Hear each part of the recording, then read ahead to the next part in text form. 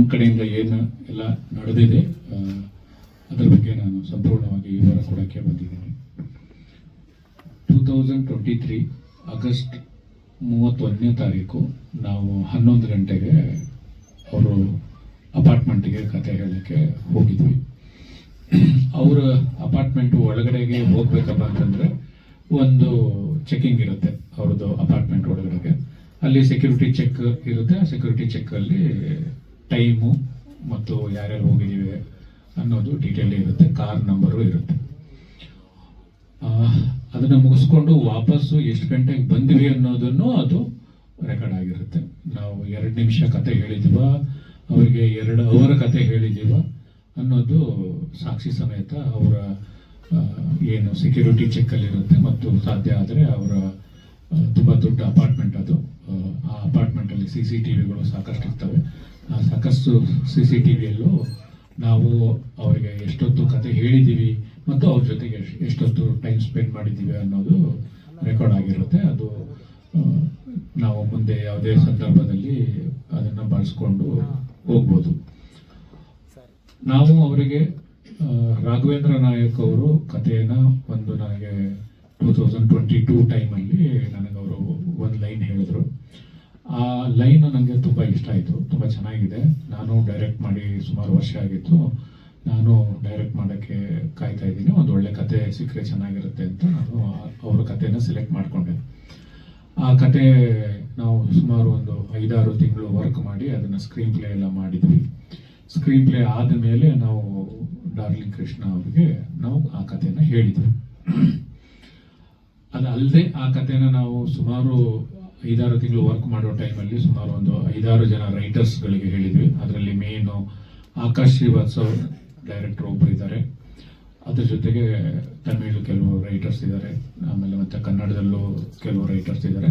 ಅವ್ರ ಸಮ್ಮುಖದಲ್ಲಿ 2-3 ರೀಡಿಂಗು ಆಗಿದೆ ಈ ಕಥೆದು. ಅವರಿಗೆ ಹೋಗೋಕ್ಕಿಂತ ಮುಂಚೆ ಅವ್ರ ಹತ್ರ ಹೋಗಿ ನಾವು ಡೀಟೇಲ್ ಆಗಿ ಕತೆ ಹೇಳಿದ್ವಿ. ಆ ಕತೆ ಬಗ್ಗೆ ರಾಘವೇಂದ್ರ ನಾಯಕ್ ಅವರು ಡೀಟೇಲ್ ಆಗಿ ಹೇಳ್ತಾರೆ ನಿಮಗೆ ಏನಾಯಿತು ಅಂತ. ಅವರ ಏನು ಅವ್ರ ಮುಂದಿನ ಪ್ರಶ್ನೆ ಅವ್ರು ಏನು ಹೇಳಿದ್ದೇನು ಅಂತಂದರೆ, ಸಿನಿಮಾ ಮುಗಿದು ನೋಡ್ಕೊಂಡು ಬಂದು ನಾನು ಕಾಲ್ ಮಾಡಿದೆ 1 ಗಂಟೆಗೆ ಅಂತ ಅವ್ರು ಹೇಳಿದ್ರು. ನಾನು 12:53ಕ್ಕೆ ನಾನು ಅವರಿಗೆ ಓರಿಯನ್ ಮಾಲಲ್ಲಿ ನಾನು 10 ಗಂಟೆ ಶೋಗೆ ನಾನು ಅವ್ರದ್ದು ಬುಧವಾರ ಸಿನಿಮಾ ನೋಡಿದೆ. ಬುಧವಾರ ಸಿನಿಮಾ 10 ಗಂಟೆಗೆ ಶೋ ನೋಡಿ ಪೇಡ್ ಪ್ರೀಮಿಯರಲ್ಲಿ ಸಿನಿಮಾನ ನೋಡಿ ನಾನು ಅವರಿಗೆ 10:53ಕ್ಕೆ ನಾವು ಮಾಡಿರೋ ಕಥೆನ ಅವರು ಬಳಸ್ಕೊಂಡಿದ್ದಾರಲ್ಲ ಅನ್ನೋ ಒಂದು ಉದ್ದೇಶಕ್ಕೆ ಒಂದು ಮೆಸೇಜ್ ಹಾಕಿದೆ. ನಾನು ಫೋನ್ ಮಾಡಿಲ್ಲ, ಅದು ರೆಕಾರ್ಡ್ ಸಮೇತ ಅವ್ರ ಮೊಬೈಲಲ್ಲಿ ಇರುತ್ತೆ, ನನ್ನ ಮೊಬೈಲ್ ಇರುತ್ತೆ, ಅದು ಸಾಕ್ಷಿ ಸಮೇತ ನಾವು ಕೊಡ್ತೀವಿ. ನಾನು 12:53ಕ್ಕೆ ನಾನು ಅವರಿಗೆ ವಾಯ್ಸ್ ಮೆಸೇಜ್ ಹಾಕಿದೆ.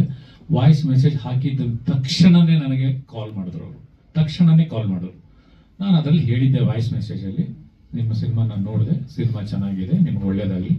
ಆದರೆ ನಾವು 2023ಯಲ್ಲಿ ಬಂದು ನಿಮಗೊಂದು ಕತೆ ಹೇಳಿದ್ದೀವಿ. ಆ ಕಥೆಯ ಕೋರ್ ಪಾಯಿಂಟು ಅಂದರೆ ಆತ್ಮ ಅನ್ನೋದು ಏನಿರುತ್ತೆ ಅದನ್ನು ಬಳಸ್ಕೊಂಡು ನೀವು ಸಿನಿಮಾನ ಮಾಡಿದ್ದೀರಾ. ಸೆಕೆಂಡ್ ಹಾಫು ಇಂಟ್ರೋ ಬ್ಲಾಕಿಂದ ಹಿಡಿದು ಸಿನಿಮಾ ಕ್ಲೈಮ್ಯಾಕ್ಸ್ ಆಗೋವರೆಗೂ ನಾವೇನು ನಿಮ್ಮ ಕತೆ ಹೇಳಿದ್ದೀವಿ ಆ ಕಥೆಯನ್ನು ಸಂಪೂರ್ಣ ನೀವು ಇದರಲ್ಲಿ ಬಳಸ್ಕೊಂಡಿದ್ದೀರಾ. ಕೋರ್ ಪಾಯಿಂಟು ಸೀನ್ಸ್ ಅಂತ ಹೇಳ್ತಾ ಇಲ್ಲ, ಅದರ ಆತ್ಮನ ನೀವು ಬಳಸ್ಕೊಂಡಿದ್ದೀರಾ ಅಂತ ನಾನು ಅವ್ರಿಗೆ ಅಲಿಗೇಷನ್ ಮಾಡಿದೆ. ನಾನು ಕೇಳಿದ್ದೆ ನೆನಪಿಲ್ಲಲ್ಲ ಅಂತ 1-2 ಸತಿ ಹೇಳಿದರು. ನಾನು ಡೇಟ್ ಸಮೇತ ಹೇಳಿದಾಗ ಹೌದೌದು ಬಂದಿದ್ರೆ ಅದು ಯಾವುದೋ ಒಂದು ಕತೆ ಹೇಳಿದ್ರಿ, ನಾವು ಅದನ್ನು ಬಳಸ್ಕೊಂಡಿಲ್ಲ ಅಂತ ಅವರು ಹೇಳಿದರು. ಅಷ್ಟಕ್ಕೆ ಅದು ಕಾಲ್ ಮುಗೀತು. ನೆಕ್ಸ್ಟ್ ಡೇ ವಿತ್ ನಾನು ಪ್ರೂಫ್ ಸಮೇತ ನಾನು ಅವ್ರಿಗೆ ಕಳಿಸ್ದೆ. 2023 ಡಿಸೆಂಬರಲ್ಲಿ ನಾವು ಡೈಲಾಗ್ ರೈಟರ್ ರಘು ನಿಡುವಳ್ಳಿ ಅವರಿಗೆ ನಾವು ಏನು ಮೇಲ್ ಮುಖಾಂತರ ಅವರಿಗೆ ನಾವು ಇಡೀ ಸ್ಕ್ರಿಪ್ಟನ್ನು ನಾವು ಅವರಿಗೆ ಕಳಿಸಿದ್ವಿ. ಆ ಮೇಲ್ ಡೀಟೇಲು ನಾನು ಅವರಿಗೆ ಕಳಿಸಿದೆ. ಮೇಲಲ್ಲಿ ಇವರು ನನಗೆ ಕಳಿಸಿರೋ ಡೀಟೇಲ್ ಕಳಿಸಿದ್ರು, ಸಿನಾಪ್ಸಸ್ ಜೊತೆಗೆ ಅದರದ್ದು ಕತೆ ಜೊತೆಗೆ, ಮತ್ತು ಆ ಕತೆಗೆ ನಮಗೆ ಇನ್ಸ್ಪೈರ್ ಆಗಿರುವಂಥ ಒಂದು ಇನ್ಸಿಡೆಂಟ್ ಸಮೇತ ನಾವು ಇವರು ನನಗೆ ಸಿನಾಪ್ಸಸ್ಸು ಮತ್ತು ಮೇಲ್ ಕಳಿಸಿರುವಂಥ ಡೀಟೇಲು ಕಳಿಸಿದ್ರು. ನಾನು ಅವರಿಗೆ ಫಾರ್ವರ್ಡ್ ಮಾಡಿ ವಾಯ್ಸ್ ಮೆಸೇಜ್ ಹಾಕಿದೆ. ಮತ್ತೆ ತಿರ್ಗಾ ಅವರು ಕಾಲ್ ಮಾಡಿದ್ರು, ಇಲ್ಲ ನಾನು ಬಳಸ್ಕೊಂಡೇ ಇಲ್ಲ ಅಂತ. ನಾನು ಹೇಳಿದೆ, ನೋಡು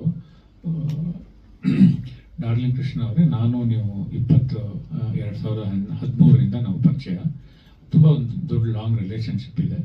ನಿಮ್ಮ ಮನಸಾಕ್ಷಿ ಒಪ್ಕೊಂಡ್ರೆ ಒಪ್ಕೊಳ್ಳಿ, ಇಲ್ಲ ಅಂತಂದ್ರೆ ಬಿಟ್ಬಿಡಿ ಅಂತಂದೆ. ಇಲ್ಲ, ನನ್ನ ಮಗಳು ಸಾಕ್ಷಿಯಾಗಿ ಹೇಳ್ತಾ ಇದ್ದೀನಿ, ನಾನು ಹೆಂಡತಿ ಪ್ರಮಾಣ ಮಾಡಿ ಹೇಳ್ತೀನಿ, ನೀವು ದೇವ್ರನ್ನ ತುಂಬಾ ನಂಬ್ತೀರಾ, ನೀವು ದೇವ್ರನ್ನ ನಂಬೋದಾದ್ರೆ ನಾನು ಹೆಂಡತಿ ಮತ್ತು ನನ್ನ ಮಗು ಮೇಲೆ ಆಣೆ ಮಾಡಿ ಹೇಳ್ತೀನಿ, ನಾನು ನಿಮ್ಮ ಕಥೆನ ನಾನು ಬಳಸ್ಕೊಂಡಿಲ್ಲ ಅಂತಂದು.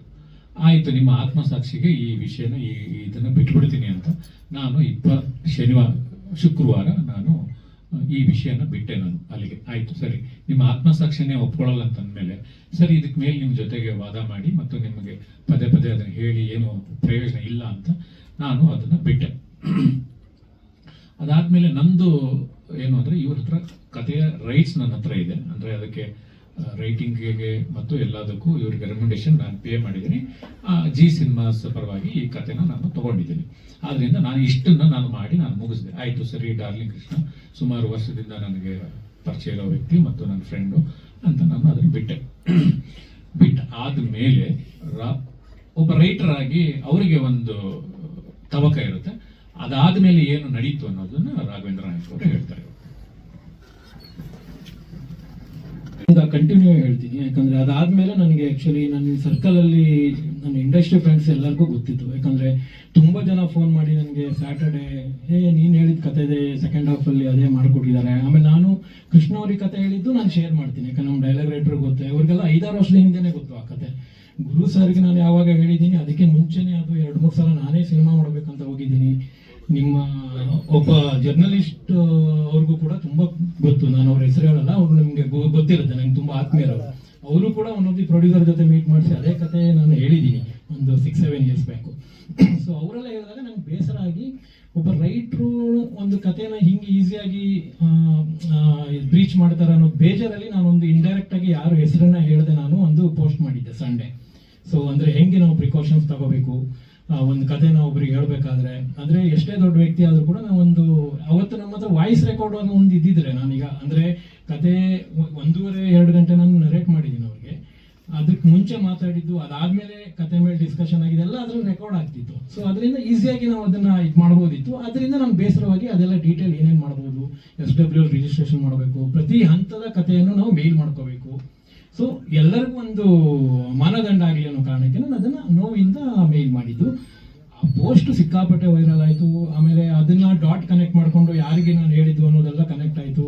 ಆಮೇಲೆ ತುಂಬಾ ಜನ ಮೀಡಿಯಾದವರು ಮತ್ತೆ ನನಗೆ ತಂತ್ರಜ್ಞರು, ಡೈರೆಕ್ಟರ್ಗಳು, ತುಂಬಾ ಜನ ದೊಡ್ಡ ದೊಡ್ಡ ಡೈರೆಕ್ಟರ್ಗಳು ಕೂಡ ನಿಮ್ಗೆ ಅನ್ಯಾಯ ಆಗಿದೆ, ನೀವು ಡೈರೆಕ್ಟಾಗಿ ಹೇಳಿದ್ರು ತಪ್ಪಿಲ್ಲ, ನೀವು ಹಿಂಗೆ ಕಲ್ಲು ಹೊಡೆದು ಬಿಟ್ಟು ಸುಮ್ಮನೆ ಆಗ್ಬಿಟ್ರೆ ಅದು ಬೇರೆ ಇದಾಗುತ್ತೆ, ಏನು ಆಗಲ್ಲ, ಅದು ನಿಮ್ದು ಅರಣ್ಯ ರೋದನ ಥರ ಆಗ್ಬಿಡುತ್ತೆ ಅನ್ನೋ ಥರದಲ್ಲಿ ಹೇಳಿದ್ರು.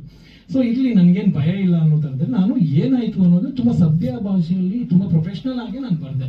This is happened. ನಾನು ಯಾವಾಗ ಗುರುದೇಶ್ ಪಾಂಡೆ ಅವ್ರಿಗೆ ಹೇಳಿದೆ ಅಲ್ಲಿಂದ ಏನಾಯ್ತು ಅನ್ನೋದನ್ನ ಅವ್ರು ಏನು ಹೇಳಿದ್ರು ಅದೇ ಸೇಮ್ ಡೇಟಲ್ಲಿ ಏನಾಯ್ತು ಅನ್ನೋದನ್ನ ನೀಟಾಗಿ ಬರೆದೆ. ಅದಾದ್ಮೇಲೆ ನಿಮಗೆ ಗೊತ್ತದು ಸಿಕ್ಕಾಪಟ್ಟೆ ವೈರಲ್ ಆಗಿ. ಸೊ ಅದಾದ್ಮೇಲೆ ನನಗೆ ಅದನ್ನ ಡಿಫೆಂಡ್ ಮಾಡ್ಕೊಳ್ಳೇಬೇಕೀಗ, ನಾನು ಕತೆ ಅಂತ ನಾನು ಹೇಳಿದ್ಮೇಲೆ. ಸೊ ಅದ್ರ ಮೇಲೆ ನಾವು ಚೇಂಬರಿಗೆ ಕಂಪ್ಲೇಂಟ್ ಮಾಡಿದ್ವಿ. ಸೊ ಅದ್ರ ಮೇಲೆ ನಮ್ಮ ಮೇಲೆ ಏನು ಡಿಫಾಮೇಷನ್ ಕೇಸ್ ಆಗ್ತಾರೆ ಅಂತೆಲ್ಲ ಬಂತು. ಸೊ ಆ ಥರದ್ದೆಲ್ಲ ಏನೇನೋ ಇನ್ಸಿಡೆಂಟ್ ಆಯಿತು. ಸೊ ಆದ್ಮೇಲೆ ಈಗ ಇವತ್ತು ಅವರು ಪ್ರೆಸ್ ಮೀಟು ನಾವು ವೆಯ್ಟ್ ಮಾಡ್ತಿದ್ವಿ ಏನು ಹೇಳ್ಬೋದು ಅವ್ರ ಕಡೆಯಿಂದ ಅಂತ. ಬಟ್ ಇಡೀ ಪ್ರೆಸ್ ಮೀಟು ನಾನು ನೋಡಿದಾಗ ಅವರು ಕತೆ ನಾನು ಹೇಳಲಿಲ್ಲ ಅಥವಾ ನಮ್ಮಿಂದ ಇನ್ಸ್ಪೈರ್ ಆಗಿಲ್ಲ ಅನ್ನೋದಕ್ಕೆ ಅವ್ರು ಏನು ಡಿಫೆಂಡ್ ಮಾಡ್ಕೊಂಡಿಲ್ಲ. ತುಂಬ ಉಡಾಫೆ ಆಗಿ, ತುಂಬ ವ್ಯಂಗ್ಯವಾಗಿ mister legendary writer, mister legendary director Gurudesh Pande ಅಂತ ಇವೇನೇನೋ ಹೇಳಕ್ಕೆ ಸ್ಟಾರ್ಟ್ ಮಾಡಿದ್ರು, ಅಲಿಗೇಷನ್ ಮಾಡೋಕ್ಕಾದ್ರು. ಇಲ್ಲ, ನಾವು ಮುಂಚೆನೇ ಬರ್ದಿದ್ದೀವಿ ಅದನ್ನ, ಅಂದರೆ ಏನಾದ್ರು ಡಾಕ್ಯುಮೆಂಟೇಶನ್ ತೋರಿಸಿದ್ರೆ ನಾವು ಅದನ್ನ ಓಕೆ ಅಪ್ಪ ಒಪ್ಕೊಳ್ಬೋದಿತ್ತು, ನಾನು ಸಾರಿ ಕ್ಷಮೆನೂ ಕೇಳ್ತಾ ಇದ್ದೆ. ಅವ್ರು ಮುಂಚೆ ನಾವು ಅದೇ ಸ್ಟೋರಿ ಲೈನ್ ಮೇಲೆ ಬರ್ದಿದ್ದಾರೆ ಅಂತ ಆ ಥರದವ್ರು ಏನೂ ಮಾಡಲಿಲ್ಲ. ಸೊ ಆಮೇಲೆ ನನ್ನ ಮೇಲೆ ತುಂಬ ಇದನ್ನ ಆರೋಪ ಮಾಡಿದ್ರು. ನಾನು ಅದನ್ನ ಫಸ್ಟಿಂದ ನಾನು ಹೇಳ್ಕೊಂಡು ಬರ್ತೀನಿ, ಒಂದಷ್ಟು ಪಾಯಿಂಟ್ ಮಾಡ್ಕೊಂಡಿದ್ದೀನಿ. ಅವ್ರು ಮೇಜರ್ ಹೇಳಿದ್ದು ಒಂದು ಮೋರ್ ದೆನ್ 10 ಟೈಮ್ಸ್ ಅವರು ಹೇಳಿದ್ದಾರೆ ಗೂಗಲಿಂದ ಕದ್ದಿದ್ದಾರೆ ಅಂತ. ಆಮೇಲೆ ಅಲ್ಲಿ ಕೂಡ ಅವರು ಒಂದು ಏನು ಹೇಳಿದ್ದಾರೆ ಅಂದರೆ, ಇವ್ರು ಬಂದು ನನ್ನ ಕತೆ ಹೇಳಿದ್ದಾರೆ, ಕತೆ ಹೇಳಿ ನನಗೆ ಇಷ್ಟ ಆಗಿದೆ ಅಂತಲೂ ಹೇಳಿದ್ದಾರೆ. ಅಂದರೆ ಅವರು ಕತೆ ಹೇಳಿಲ್ಲ ಅನ್ನೋದು ಹೇಳೋಕ್ಕೆ ಸಾಧ್ಯ ಇಲ್ಲ. ಆಮೇಲೆ 2-3 ನಿಮಿಷ ಕತೆ ಹೇಳಿದ್ದಾರೆ. ಗೂಗಲಲ್ಲಿ ಏನೋ ಒಂದು ತೆಗೆದು ಯಾವುದೋ ಸುಪ್ರೀಂ ಕೋರ್ಟ್ ಕೇಸ್ ಮೇಲೆ 2011 ಕೇಸ್ ಮೇಲೆ ಇದು ತೋರಿಸಿ 2-3 ನಿಮಿಷ ಕತೆ ಹೇಳಿದ್ದಾರೆ ಅಂತ ಹೇಳಿದ್ದಾರೆ. ಖಂಡಿತ ಇಲ್ಲ ಸರ್, ಆಲ್ರೆಡಿ ಹೇಳಿದ್ದಾರೆ. ನಾವು 1.5 ಗಂಟೆ ಮಿನಿಮಮ್ ನಾವು ಅಲ್ಲಿ ಅವ್ರಿಗೆ ನರೇಷನ್ ಕೊಟ್ಟಿದ್ದೀನಿ, ಯಾಕಂದರೆ ಅಷ್ಟೊಂದು ಸ್ಕ್ರೀನ್ ಪ್ಲೇ ಆಲ್ಮೋಸ್ಟ್ ಆಗಿತ್ತು. ಸೊ ಡೀಟೇಲ್ ಆಗಿ ಹೇಳಿ. ಸೊ ನಾನು ಅವರಿಗೆ ಈ ಸುಪ್ರೀಂ ಕೋರ್ಟ್ ಕೇಸ್ ಇದೆ ಸರ್, ಇದ್ರದ್ದು ಪಾಯಿಂಟ್ ಮೇಲೆ ನಾವು ಅದನ್ನು ಡೆವಲಪ್ ಮಾಡಿದ್ದು ಅನ್ನೋದು. ಸೊ ಗೂಗಲಿಂದ ಕದಿಯುವ ಅವಶ್ಯಕತೆ ಇಲ್ಲ. ಒಬ್ಬ ನಿರ್ದೇಶಕನಿಗೆ ಒಂದು ಕತೆ ಯಾವ ಇನ್ಸಿಡೆಂಟ್ ಮೇಲೆ ಹುಟ್ಟುತ್ತೆ, ಸೊ ಅಂದರೆ ಯಾವುದೋ ಒಂದು ಘಟನೆ ಮೇಲೆ ಹುಟ್ಟುತ್ತೆ, ನಮ್ಮ ಜೀವನದಲ್ಲಿ ನಡೆದಿರೋ ಯಾವುದೋ ಘಟನೆ ಹುಟ್ಟುತ್ತೆ, ಯಾವುದೋ ಒಂದು ಕ್ರೈಮ್ ಮೇಲೆ ಹುಟ್ಟುತ್ತೆ, ನೂರಾರು ಕೇಸ್ಗಳ ಮೇಲೆ ಸಿನಿಮಾ ಮಾಡಿದ್ದಾರೆ. ನೀವು ಅವ್ರ ಸಿನಿಮಾ ಜೊತೆ ರಿಲೀಸ್ ಆಗಿರೋ ದುರಂಧರ್ ಸಿನಿಮಾ ತಗೊಂಡ್ರು ಕೂಡ ಅದು ಕೂಡ ನೂರಾರು ಒಂದು 50-60 ಇನ್ಸಿಡೆಂಟ್ಗಳ ಮೇಲೆ ಸಿನಿಮಾ ಮಾಡಿದ್ದು. ನೀವು ಯೂಟ್ಯೂಬಲ್ಲಿ ಹೋದ್ರೆ ಪಾಕಿಸ್ತಾನದಲ್ಲಿ ಏನಾಯ್ತು, ಯಾರ್ಯಾರು ನೋಡ್ದಾಕಿದ್ರು, ಅಲ್ಲಿ ಯಾರ್ಯಾರು ಮರ್ಡರ್ ಆಯ್ತು. ಸೊ ಅದನ್ನೇ ಅವ್ನು ಇಟ್ಕೊಂಡು ಕತೆ ಕಟ್ಟಿ ಮಾಡಿರೋದು. ಸೊ ನಾವು ಒಂದು ಕೇಸ್ ಮೇಲೆ ಕತೆ ಕಟ್ಕೊಂಡು ಮಾಡಿದ್ದು. ಆಮೇಲೆ ನನಗೆ ಅದನ್ನ ಹೈಡ್ ಮಾಡೋ ಉದ್ದೇಶ ಇದೆ, ನಾನು ಹೀರೋಗೆ ಅದನ್ನ ಹೇಳ್ತಾನೆ ಇರಲಿಲ್ಲ. ಸೊ ಅವರಿಗೂ ಅದನ್ನ ತೋರಿಸಿದೀನಿ ನಾವು, ಅವರೇ ಅದನ್ನ ಇವತ್ತು ನಮಗೆ ಅದನ್ನ ಹೇಳ್ತಾ ಇದ್ರು. ಸೊ ಅದ್ರ ಉದ್ದೇಶ ಹೈಡ್ ಮಾಡೋದೇನಿಲ್ಲ. ಆಮೇಲೆ ನಾವು ಸ್ಕ್ರೀನ್ ಪ್ಲೇಲೆ ಎಂಡ್ ಸ್ಕ್ರೋಲಿಂಗ್ ಟೈಟಲ್ಲಿ ಅದನ್ನೆಲ್ಲ ಡೀಟೇಲ್ ಬರ್ತಿದ್ದೀವಿ ನಾವು. ಅದು ನಮ್ಮ ಡಾಕ್ಯುಮೆಂಟೇಶನ್ 3 ವರ್ಷ ಇದರಲ್ಲಿ ಎಂಡ್ ಟೈಟಲ್ ಸ್ಕ್ರೋಲ್ ಆಗುತ್ತೆ. ಅದು ಈ ಕೇಸ್ ಹಿಂಗಾಗಿದೆ, ಆಮೇಲೆ ಬಯೋಲಾಜಿಕಲ್ ಪೇರೆಂಟ್ಸ್ ಇದ್ರ ಮೇಲೆ ಬೇರೆ ಏನೇನು ಕೇಸ್ ಆಗಿದೆ, ಯಾವ ಇಸ್ಮೇಲೆ ಏನು ಕೇಸು, ಸುಪ್ರೀಂ, ಇದೆಲ್ಲ ಡೀಟೇಲ್ ಪೇಪರ್ ಕಟ್ಟಿಂಗ್ಸು ನಾವು ಅದೆಲ್ಲ ಎಂಡ್ ಟೈಟಲ್ ತೋರಿಸೋ ಉದ್ದೇಶನೂ ಇದೆ. ಸೊ ಅದರಲ್ಲಿ ಏನೂ ಇಲ್ಲ, ಅವ್ರು ಹೇಳೋ ಆರೋಪದ ಮೇಲೆ ಅದಕ್ಕೆ ಏನೂ ಇಲ್ಲ. ಸೊ ಆಮೇಲೆ ಇನ್ನೊಂದು ಏನು ಅಂದರೆ, ಅವರು ನಮ್ಗೆ ಹೇಳಿದ್ರು ಇನ್ನೊಂದೇನಂದ್ರೆ ಕತೆ ನಾವು ಅದನ್ನ ಮಾಡಲಿಲ್ಲ ಅಂತ. ಆವಾಗ ಕತೆ ಹೇಳಿದ್ಮೇಲೆ ಅವರು ಒಂದೇ ವಿಚಾರ ಮಾತಾಡಿದ್ದು, ನಾವು ಒಂದು ಮಗು ಮೇಲೆ ಕತೆ ಮಾಡ್ಕೊಂಡಿದ್ವಿ, ಲವ್ ಮಾಕ್ಟೇಲ್ 3. ಯಾಕಂದ್ರೆ 2 ಮಗು ಕಾನ್ಸೆಪ್ಟ್ ಮೇಲೆ ಸಿನಿಮಾ ಆಗೋದ್ರಿಂದ ಸೊ ಕ್ಲಾಶ್ ಆಗುತ್ತೆ, 2 ಬ್ಯಾಕ್ ಟು ಬ್ಯಾಕ್ ಚೆನ್ನಾಗಿರಲ್ಲ. ಆಲ್ರೆಡಿ ನಾವು ಅದು ಅವ್ರದ್ದು ಗೊತ್ತು ಪಾರ್ಟ್ 3 ಆಗಿರೋದ್ರಿಂದ, ಅದು ಸೆಕೆಂಡ್ ಪಾರ್ಟ್ ಮಗು ಮೇಲೆ ಎಂಡ್ ಆಗಿರೋದ್ರಿಂದ ನಾವು ದಟ್ಸ್ ಫೈನ್, ಓಕೆ, ಅವರು ಅದು ಮಗು ಮೇಲೇ ಕತೆ ಮಾಡಬೇಕು ಅವರು ಥರ್ಡ್ ಪಾರ್ಟು. ಸೊ ಆ ಕಾರಣಕ್ಕೆ ಅವರು ಇದನ್ನ ಮಾಡಲ್ಲ ಅಂತ ಹೇಳಿದ್ರು ಅಂತ ನಾವು ಬಂದಿದ್ದೀವಿ. ಸೊ ಮಗು ಮೇಲೆ ಕಥೆಯಿಂದ ಮಾತ್ರಕ್ಕೆ ನಾವು ಹೇಳಿದ ಕಥೆನೇ ಆಗ್ಬೇಕಂತ ಏನಿಲ್ಲ. ಮಗುವನೀಗ ಅನಾಥಾಶ್ರಮದಿಂದ ತಗೊಂಡ್ಮೇಲೆ ಅವ್ರು ಏನಾದ್ರು ಕತೆ ಮಾಡ್ಬೋದು. ಅಂದ್ರೆ ಮಗುನ ಡೆವಲಪ್ ಆಗುತ್ತೆ, ಅಥವಾ ಮಗುನ ಯಾರು ಕಿಡ್ನಾಪ್ ಮಾಡ್ತಾರೆ, ಅಥವಾ ಮಗುಗೆ ಯಾವುದೋ ಕಾಯಿಲೆ ಬರುತ್ತೆ, ಅಥವಾ ಏನೋ ಮಗು ಜೊತೆ ಟ್ರಾವೆಲ್ ಹೋಗ್ತಾರೆ. ದೇರ್ ಆರ್ ಸೋ ಮೆನಿ, ಮಗು ಮೇಲೆ ತುಂಬಾ ಕಥೆಗಳು ಬಂದಿದೆ. ಸೊ ನಮ್ಗೇನು ಅಂದ್ರೆ ನಾವು ಕತೆ ಹೇಳಿದ ಮೇಲೆ ಈ ಥರದಲ್ಲಿ ಆಗಿರೋದ್ರಿಂದ ನಮಗೆ ಅದು ಅನುಮಾನ ಬಂದಿದೆ. ಆಮೇಲೆ ಏನು ನಾವು ಸ್ಟೋರಿ ಸ್ಟ್ರಕ್ಚರ್ ಹೇಳಿದ್ದೀವಿ, ಕಂಪ್ಲೀಟ್ ಸ್ಟೋರಿ ಸ್ಟ್ರಕ್ಚರು ಅದ್ರ ಮೇಲೆ ಇದೆ, ಅದ್ರಲ್ಲಿ ಯಾವುದೇ ಇದಿಲ್ಲ. ಅಲ್ಲಿ ಯಾವುದೋ ಒಂದು ಸೀನು ಹಂಗೆ ಪ್ರಶ್ನೆನೇ ಬರಲ್ಲ. ಒಂದಷ್ಟು ಸೀನು ಅವ್ರ ಪಾತ್ರಧಾರಿ ಸೆಕೆಂಡ್ ಪಾರ್ಟಲ್ಲಿ ಏನು ಬಂದಿದೆ ಅದು ಇಟ್ಕೊಂಡು ಅವ್ರು ಮಾಡ್ಕೊಂಡಿರ್ಬೋದು. ನಾನು ನಿಮಗೆ ಕಥೆನೇ 5 ನಿಮಿಷದಲ್ಲಿ ಹೇಳ್ತೀನಿ, ನಿಮಗೆ ಗೊತ್ತಾಗುತ್ತೆ. ನೀವೆಲ್ಲ ಆಲ್ಮೋಸ್ಟ್ ಆ ಸಿನಿಮಾದಲ್ಲಿ ನೋಡಿದ್ದೀರಾ, ಅದ್ರಲ್ಲಿ ಏನು ನಮಗೆ ಹೇಳೋಕ್ಕೆ ಇದಿಲ್ಲ. ಅಂದರೆ ನಿಮ್ಗೆ ಈಸಿಯಾಗಿ ಅವರು ಏನು ಲಿಫ್ಟ್ ಮಾಡಿದಾರೆ ಅನ್ನೋದು ನಿಮಗೆ ಗೊತ್ತಾಗುತ್ತೆ, ಅದರಲ್ಲಿ ಏನು ಇದೇ ಇಲ್ಲ. ಸೊ ಇದಾದ್ಮೇಲೆ ಅವರು ಆಮೇಲೆ ಹೇಳ್ತಾರೆ, ಅಂದರೆ ನೀವು court room drama, psycho thriller, ಯಾರಿಗೋ ಕ್ಯಾನ್ಸರ್ ಇರುತ್ತೆ, ಒಂದು ಆರ್ಟಿಸ್ಟ್ ಕ್ಯಾನ್ಸರ್ ಇದ್ಮೇಲೆ ಇನ್ಯಾರು ಸಿನಿಮಾ ಮಾಡ್ಬೋದಾ, ಇವ್ರೇನು ಪೇಟೆಂಟ್ ತಗೊಂಡಿದ್ದಾರೆ court room drama. Sir, court room drama ಅಂದ ಮಾತ್ರಕ್ಕೆ ನಾವು ಏನು ಅಷ್ಟು ದಟ್ರಲ್ಲ, ಅಥವಾ ನಿನ್ನೆ ಮೊನ್ನೆ ಬಂದವರಲ್ಲ. ನಾವೊಂದು 20 ವರ್ಷದಿಂದ ಇಂಡಸ್ಟ್ರಿಯಲ್ಲಿ ಒಂದೇ ಸಿನಿಮಾ ಮಾಡಿರ್ಬೋದು. ಈಗ ಕೋರ್ಟ್ ರೂಮ್ ಡ್ರಾಮಾ ಅಂದ್ರೆ ಏನು, ಒಂದು ವಾಟ್ ಬೇಸಿಸ್, ಯಾವ ಕೇಸ್ ಕೋರ್ಟ್ ರೂಮ್ ಡ್ರಾಮಾ ಆಗ್ತಿದೆ, ಅಂದ್ರೆ ಯಾವ್ದು ಮರ್ಡರ್ ಕೇಸ್ ಮೇಲೆ ಆಗ್ತಿದೆಯಾ, ರೇಪ್ ಕೇಸ್ ಮೇಲೆ ಆಗ್ತಿದೆಯಾ, ಅಥವಾ ಯಾವ್ದು ಕಿಡ್ನಾಪಿಂಗ್ ಕೇಸ್ ಮೇಲೆ ಕೇಸ್ ನಡೀತಿದೆಯಾ. ಸೊ ಇದು ಕೌಂಟ್ ಆಗುತ್ತೆ. ಕೋರ್ಟ್ ರೂಮ್ ಡ್ರಾಮಾ ಅಂದ ಕೂಡಲೇ ನಾವು ಅದನ್ನ ಕತೆ ಅಂತ ನಮ್ಗೆ ಕ್ಲೈಮ್ ಮಾಡಕ್ ನಾವು ಹೋಗಲ್ಲ. ಆಮೇಲೆ ನಾವು ಕೃಷ್ಣ ಅವರಿಗೆ ಕಥೆನೇ ಹೇಳಲಿಲ್ಲ ಅಂದಿದ್ರೆ ಇಷ್ಟು ವಿಷಯನೇ ಆಗ್ತಾ ಇರಲಿಲ್ಲ. ಮೇ ಬಿ ಅವರಿಗೆ ಸೇಮ್ ಥಿಂಕಿಂಗ್ ಬಂದಿರ್ಬೋದು ಅನ್ನೋದು ನಮಗೆ ಫ್ಲಾಶ್ ಆಗ್ತಿತ್ತು. ಸೊ ಅದರಿಂದ ಅವರು ಅದೇನೇನು ಮಾತಾಡಿದಾರೆ ಉಡಾಫೆಯಾಗಿ, ವ್ಯಂಗ್ಯವಾಗಿ, ಅದೆಲ್ಲ ಅವ್ರಿಗೆ ಅಂದ್ರೆ ಸಮರ್ಥನೆ ಮಾಡ್ಕೊಳ್ಳೋಕ್ಕೆ, ಡಿಫೆಂಡ್ ಮಾಡ್ಕೊಳ್ಳೋಕ್ಕೆ ಅವ್ರ ಹತ್ರ ಏನು ಇಲ್ಲ ಅನ್ನೋ ಕಾರಣಕ್ಕೆ ಅದು ಒಂದು ಜಸ್ಟಿಫಿಕೇಶನ್ಗಳು ಅನ್ಸುತ್ತೆ, ಬಿಟ್ರೆ ಬೇರೆ ಏನು ಇಲ್ಲ. ಆಮೇಲೆ ತುಂಬಾ ಸಲ ಅವರು ಸೋಕಾಲ್ಡ್ ಗೂಗಲ್ ರೈಟ್ರು, ಸೊ ಈ ಥರದೆಲ್ಲ ಏನೇನೋ ಮಾಡಿದ್ದಾರೆ. ನಾನು ಅದ್ರ ಮೇಲೆ ತುಂಬಾ ಮತ್ತೆ ಹೇಳಕ್ಕಾಗಲ್ಲ, ಯಾಕಂದ್ರೆ ನಮ್ದು ಏನಿದೆ ನಾವು ಅದನ್ನ ನೇರವಾಗಿ ಹೇಳ್ತೀವಿ. ಆಮೇಲೆ ಸಿನಿಮಾ ಸೋತ್ರೆ ಬರ್ತಾ ಇದ್ರ ಅಂತ ಕೇಳಿದ್ದಾರೆ. ಸೊ ಅದೇ ಸರ್ ಹೇಳಿದ್ದಾರೆ, ಆಲ್ರೆಡಿ ಸೋತಾಗ ಬರೋದಲ್ಲ, ಅವರು ಪೇಯ್ಡ್ ಪ್ರೀಮಿಯರ್ ನೋಡಿನೇ ನಾವು ಫೋನ್ ಮಾಡಿದೀವಿ, ಸರ್ ಹಿಂಗಾಗಿದೆ ಅಂತ ಬೇಜಾರು. ಆವಾಗಲೇ ನಮ್ಗೆ ಸಿನಿಮಾ ಸೋಲು ಗೆಲುವು ಡಿಸೈಡ್ ಆಗಲ್ಲ ಅಲ್ವಾ. ಪೇಯ್ಡ್ ಪ್ರೀಮಿಯರ್ ಫಸ್ಟ್ ಶೋ ನೋಡ್ಕೊಂಡೆ ನಾವು ಅದನ್ನ ಅವ್ರಿಗೆ ಫೋನ್ ಮಾಡಿದೀವಿ, ಅದರಿಂದ ಏನಾಗಲ್ಲ. ಆಮೇಲೆ ಮಿಲನ್ ಅವರು ಒಂದು ಪೋಸ್ಟ್ ಹಾಕಿದ್ರು, ಅವರು ಯುಗಾದಿಯಲ್ಲಿ ಮಾರ್ಚ್ 23 ಯುಗಾದಿ ಮಾರ್ಚಲ್ಲಿ ಒಂದು ಪೋಸ್ಟ್ ಹಾಕಿದ್ರು ಅವರು. ಆ ಪೋಸ್ಟಲ್ಲಿ ಏನು ಅಂದರೆ ಈ ಥರದ್ದು ಯುಗಾದಿ ವಿಶಸ್ ಮಾಡಿ ಲವ್ ಮಾಕ್ಟೇಲ್ 3 ಅಂತ ಹಾಕಿದ್ರು. ಸೊ ಅದನ್ನು ಇವತ್ತು ಪ್ರೆಸ್ ಮೀಟಲ್ಲಿ ಹೇಳಿದರು. ಅವ್ರಿಗೆ ಅಂದರೆ ಸಾವಿರಾರು ಕಮೆಂಟ್ ಬಂತಂದೆ, ಕತೆ ಹಿಂಗೆ ಮಾಡಿ, ಹಾಗೆ ಮಾಡಿ, ಹೀಗೆ ಮಾಡಿ ಅಂತೆಲ್ಲ ತುಂಬ ಕಮೆಂಟ್ಗಳು ಬಂತು ಅಂತ ಹೇಳಿದ್ರು. ಆವಾಗ ಕೃಷ್ಣ ಅವರು ಹೇಳಿದ್ರು, ಒಂದು ಸಾವಿರಾರು ಜನ ಸಜೆಸ್ಟ್ ಮಾಡಿದ್ರು ಹಿಂಗೆ ಕತೆ, ಅದು ಯಾವುದು ಬೇಡ, ಅದಕ್ಕಿಂತ ಅದ್ಭುತವಾಗಿ ನಾವೇನಾದ್ರು ಮಾಡಬೇಕು ಅಂತ ಅವರು ಡಿಸೈಡ್ ಮಾಡಿದ್ರು. ಅಂದರೆ ಅದನ್ನ ಮೀರಿಸುವಷ್ಟು, ಅಂದರೆ 1000 ಕಮೆಂಟಲ್ಲಿ ಬಂದಿರೋದು ಪಾಯಿಂಟ್ ಮೀರಿಸುವಷ್ಟು ಅವರು ಅದ್ಭುತ ಮಾಡಬೇಕು ಅಂತ ಡಿಸೈಡ್ ಮಾಡಿದ್ರಂತೆ. ಅವ್ರು ಏನು ಹೇಳ್ತಾರೆ ಅದು ಯುಗಾದಿ ಅದಾಗಿ 4 ತಿಂಗಳಲ್ಲೇ ನಾವು ಕತೆ ಹೇಳಿದ್ದೀವಿ ಅವ್ರಿಗೆ. ಸೊ ನಾನು ನಿಮ್ಗೆ ಒಂದು ಡಾಟ್ ಕನೆಕ್ಟ್ ಮಾಡಕ್ಕೆ ನಾನು ಹೇಳ್ತಾ ಇರೋದು, ಅವ್ರು ಹೇಳಿರೋದು ಇನ್ಸಿಡೆಂಟ್ ಇಲ್ಲಿ. ಸೊ ಆಮೇಲೆ ನಿಮ್ಮ ಪ್ರೀವಿಯಸ್ ಸಿನಿಮಾ ಯಾರಾದರೂ ಆರೋಪ ಮಾಡೋರು, ನಿಮ್ಮ ಪ್ರೀವಿಯಸ್ ಸಿನಿಮಾ ಏನು, ಸೊ ಅವ್ರು ಏನು ಮಾಡಿದಾರೆ ಅಂದ್ಕೊಂಡು ಮಾತಾಡಬೇಕು ಅನ್ನೋ ಥರ. ಸರ್, ಈಗ ನಾನು ಸಕ್ಸಸ್ಫುಲ್ ಅಲ್ಲದೆ ಇರ್ಬೋದು, ಸೊ ನನ್ನ ಯೋಗ್ಯತೆನ, ನನ್ನ ಸಕ್ಸಸ್ ಇದ್ರ ಮೇಲೆ ಅಡಿಬಾರ್ದು. ಯಾಕಂದ್ರೆ ನಾನು ಏನು ಪ್ರೂವ್ ಮಾಡಿಲ್ಲ ಅನ್ನೋ ಕಾರಣಕ್ಕೆ ನನ್ನ ಆರೋಪ ಮಾಡಬಾರ್ದು ಅಂತ ಏನಿಲ್ಲ, ಅಥವಾ ನೀವು ಆಲ್ರೆಡಿ ಪ್ರೂವ್ಡ್ ಆಗಿದ್ದೀರಿ ಅನ್ನೋ ಕಾರಣಕ್ಕೆ ನೀವು ಮಾಡಿದ್ದ ತಪ್ಪನ್ನ ನಾನು ತೋರಿಸಬಾರ್ದು ಅಂತಾನೂ ಏನಿಲ್ಲ. ಸೊ ಆ ಥರದ್ದು ಅವರು ಏನನ್ನು ಹೇಳಿದ್ದಾರೆ. ಸೊ ಅಂದ್ರೆ ಗೆದ್ದವ್ರು ಮಾತ್ರ ಇದು ಮಾಡಬೇಕು, ಗೆದ್ದವ್ರು ಮಾತ್ರ ಆರೋಪ ಮಾಡಬೇಕು, ಉಳಿದವ್ರಿಗೆಲ್ಲ ಮಾಡೋಕ್ಕೆ ಹಕ್ಕಿಲ್ಲ ಅಂತ ಅವ್ರು ಹಂಗೆ ಹೇಳಕ್ಕೆ ಆಗಲ್ಲ. ಬೇಕಂದ್ರೆ ತಪ್ಪು ಮಾಡಿದ್ರೆ ಯಾರು ಕೂಡ ಅದು ತಪ್ಪೇ, ನಾವು ಅದನ್ನ ಯಾರು ಬೇಕಾದ್ರೂ ನೇರವಾಗಿ ಹೇಳ್ಬೋದು. ಆಮೇಲೆ ಒಂದ್ಸಲ ಹೇಳ್ತಾರೆ ಗೋವಾಕ್ಕೆ ಹೋಗಿ ಅವ್ರದ್ದೇ ವಿಡಿಯೋ ಬೈಟ್ಸ್ ಅಲ್ಲಿ 4-5 ದಿನದಲ್ಲಿ ಕತೆ ಮಾಡಿದೀವಿ ಅಂತಾರೆ, ಇನ್ನೊಂದ್ಸಲ 4 ವರ್ಷ ಕತೆ ಮಾಡಿದಾರೆ ಅಂತಾರೆ. ನನ್ನ ಹತ್ರ ಒಂದು ವಿಡಿಯೋ ಕ್ಲಿಪ್ಪಿಂಗ್ಸ್ ಇದೆ, ನನ್ನ ಸ್ನೇಹಿತರು ಈಗ ನನಗೆ ಕಳಿಸಿದ್ರು ಅದನ್ನ. ಅದರಲ್ಲಿ ಮಿಲನ್ ಅವ್ರು ಹೇಳ್ತಾರೆ, ಸೊ 4-5 ವರ್ಷದಿಂದ ನಾವು 2022 ಇಂದ ಕತೆ ಮಾಡಕ್ ಸ್ಟಾರ್ಟ್ ಮಾಡಿದ್ವಿ, 23-24 ವರೆಗೂ ಕತೆ ಮಾಡಿದ್ವಿ ಅಂತ ಮಾಡಿ ಕೊನೆಗೆ ಯಾವ್ದು ಇಷ್ಟ ಆಗಿಲ್ಲ, ಕೊನೆಗೆ 25 ಅಲ್ಲಿ ಒಂದು ಲೈನ್ ಸಿಕ್ತು ಅಂತ. ನಾವು ಆಲ್ರೆಡಿ ಕತೆ ಹೇಳಿ 23 ಅಲ್ಲ ಅವರಿಗೆ, ಸೊ 25 ಅಲ್ಲಿ ಒಂದು ಲೈನ್ ಸಿಕ್ತು ಅನ್ನೋ ತರದಲ್ಲಿ ಹೇಳಿದ್ದಾರೆ. ಆಮೇಲೆ ಸೊ ಅದೆಲ್ಲ ನಾನು ನಿಮ್ಗೆ ಹೇಳ್ತಾ ಇರೋದಂದ್ರೆ ಅವರು ಕತೆ ನಮ್ಗಿಂತ ಮುಂಚೆ ಮಾಡ್ಕೊಂಡಿಲ್ಲ. ನನಗೆ ಆಕ್ಚುಲಿ ಅವ್ರ ಫೋನಲ್ಲಿ ಒಂದ್ಸಲ ಮಾತಾಡುವಾಗ ಹೇಳಿದ್ರು ನಿಮ್ಗೆ ಮುಂಚೆನೆ ನಾವು ಆ ಲೈನ್ ಮಾಡ್ಕೊಂಡಿದೀವಿ ಅಂತ. ಸೊ ನಾನು ಫೋನ್ ಕನ್ವರ್ಸೇಷನ್ ಅಲ್ಲಿ ಏನ್ ಹೇಳಿದೆ, ಸರ್ ನಾವೀಗ ಕತೆ ನಿಮ್ಗೆ ನರೇಟ್ ಮಾಡಿದಾಗ ನೀವು ಆಲ್ರೆಡಿ ಅದೇ ಪ್ಯಾಟರ್ನ್ ಅಲ್ಲಿ ಕತೆ ಮಾಡಿದಾಗ ಒಬ್ಬ ಕಾಮನ್ ಸೆನ್ಸ್ ಇರೋರು ಯಾರೇ ಆಗ್ಲಿ, ಈಗ ನಿರ್ದೇಶಕರು, ಈಗ ನಾನೇ ನಿರ್ದೇಶಕ ಅಥವಾ ಇವರೇ ನಿರ್ಮಾಪಕರಾದ್ರೂ ಕೂಡ ಯಾರು ಕತೆ ಹೇಳಿದಾಗ ಇವ್ರ ಹತ್ರ ಆಲ್ರೆಡಿ ಅದೇ ಕತೆ ಲೈನ್ ಅಲ್ಲಿ ಇದ್ದಾಗ ಅವ್ರು ನ್ಯಾಚುರಲಿ ಹೇಳ್ತಾರೆ, ಇಲ್ಲ ಸರ್ ನಾವು ಸೇಮ್ ಹಿಂಗೆ ಕತೆ ಮಾಡ್ಕೊಂಡಿದೀವಿ.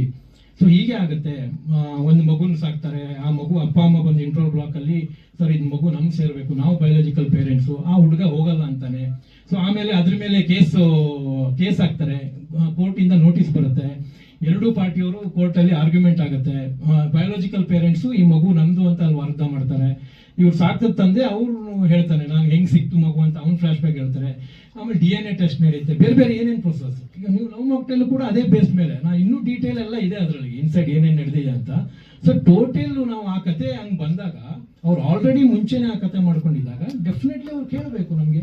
ಸೊ ಆವಾಗ ನಾವು ತೋರಿಸ್ತಿದ್ವಿ, ಸೊ ನೀವು ಓಕೆ ಬರ್ತಿದ್ದೇನಾದ್ರು ತೋರಿಸಿ ಅಂತ ಹೇಳ್ಬೋದು, ಇಲ್ಲ ಬಾಯಿ ಮಾತೆಲ್ಲ ಹೆಂಗೆ ಹೇಳಿದ್ರು ಕೂಡ ಸೊ ಓಕೆ ಸರ್ ಅವ್ರು ಮಾಡ್ಕೊಂಡಿದ್ದಾರೆ ಬಿಡಿ ಅಂತ. ಸೊ ನಾವು ಅದನ್ನ ಹೇಳ್ತಾ ಇದ್ವಿ. ಸೊ ಆ ಥರದ್ದೇನು ಆಗ್ಲಿಲ್ಲ.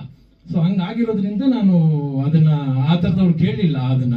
ಆವಾಗ ಅವರ ಸೇಮ್ ಕತೆ ಅವ್ರ ಹತ್ರ ಇದ್ದಿದ್ರೆ ಅವರು ಡೆಫಿನೆಟ್ಲಿ ಅದನ್ನ ಹೇಳ್ತಾ ಇದ್ರು.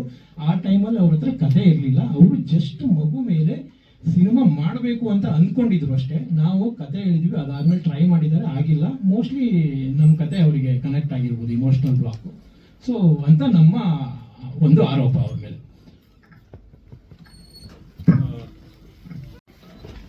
ರಾಘು ಅವರು ನನಗೆ ವಾಯ್ಸ್ ಮೆಸೇಜ್ ಮೂಲಕ ಫಸ್ಟ್ ಹಾಫ್ ಮತ್ತು ಸೆಕೆಂಡ್ ಹಾಫ್ ಅನ್ನು ಕಳಿಸಿರೋ ದಾಖಲೆ ಇಲ್ಲಿದೆ.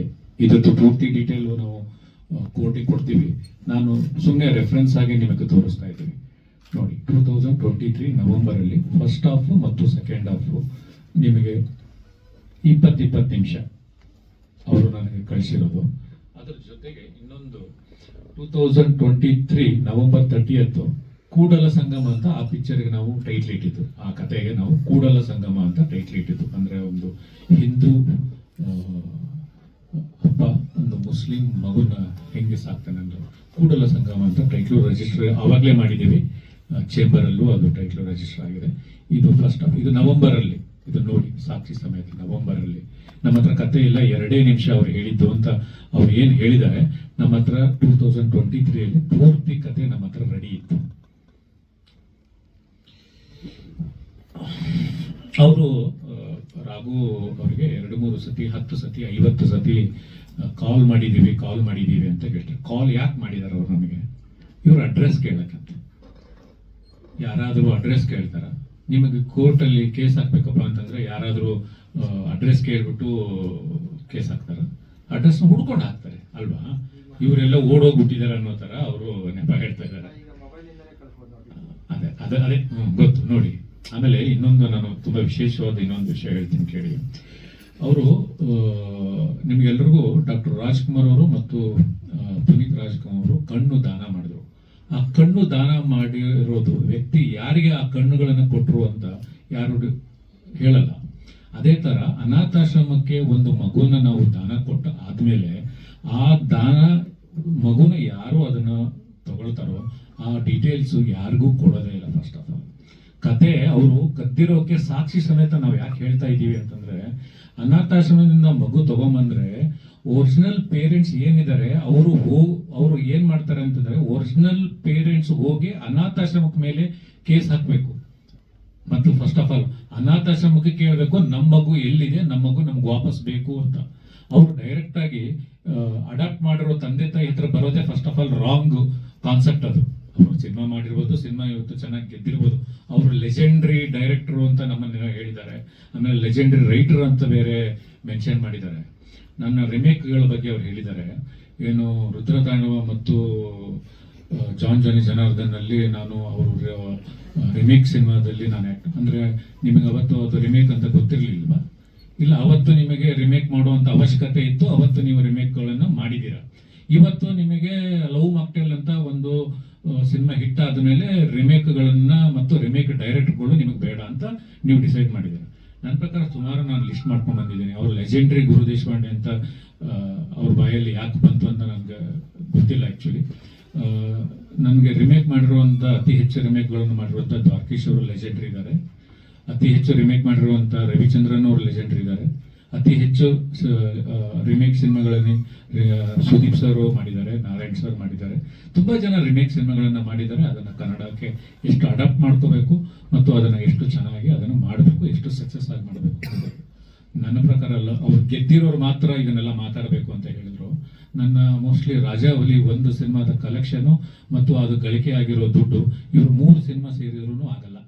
ಆ ಸಿನಿಮಾ 2013 ನಾವು ರಾಜಾ ಹುಲಿ ಮೂಲಕ ನಾವು ಅಷ್ಟು ದೊಡ್ಡ ಸಕ್ಸಸ್ ಕೊಟ್ಟಿದ್ವಿ. ಸಕ್ಸಸ್ ಕೊಟ್ಟಿರೋರು ಮಾತ್ರ ಇದನ್ನು ಮಾತಾಡಬೇಕು ಅಂತ ಅವರು ಹೇಳಿದ್ದಾರೆ. ಇನ್ನೊಂದು ಅವ್ರು ತುಂಬಾ ದೊಡ್ಡ ಅಲಿಗೇಷನ್ ಇದು ಇದು ಇದು ನನ್ನ ಹೆಂಡತಿ ತುಂಬಾ ನೋವಾಗುತ್ತೆ. ನನ್ನ ಹೆಂಡತಿ ನಾವು ಇವತ್ತು ಬೆಳಿಗ್ಗೆ ಒಂದು ಉಪನಯನ ಫಂಕ್ಷನ್ಗೆ ಹೋಗ್ತಾ ಇದ್ವಿ.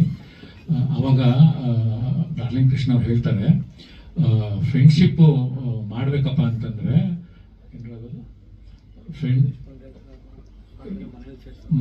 ಫ್ರೆಂಡ್ಶಿಪ್ ಮಾಡಿದ್ರೆ ಗುರು ದೇಶಪಾಂಡೆ ಅವರು ಅಂದ್ರೆ ನಿಮಗೆ ಗುರು ದೇಶಪಾಂಡೆ ಅವ್ರ ಜೊತೆ ಫ್ರೆಂಡ್ಶಿಪ್ ಮಾಡಿದ್ರೆ ಮನೆಗೆ ಸೇರ್ಸಲ್ಲ ಅಂತ ಅವ್ರು ಹೇಳ್ತಾರೆ. ನನ್ನ ಹೆಂಡತಿ ನನ್ನ ಹಿಂದೆ ಇದ್ಲು, ಅವಳು ಆ ವಿಡಿಯೋನ ನೋಡ್ತಾ ಇದ್ಲು.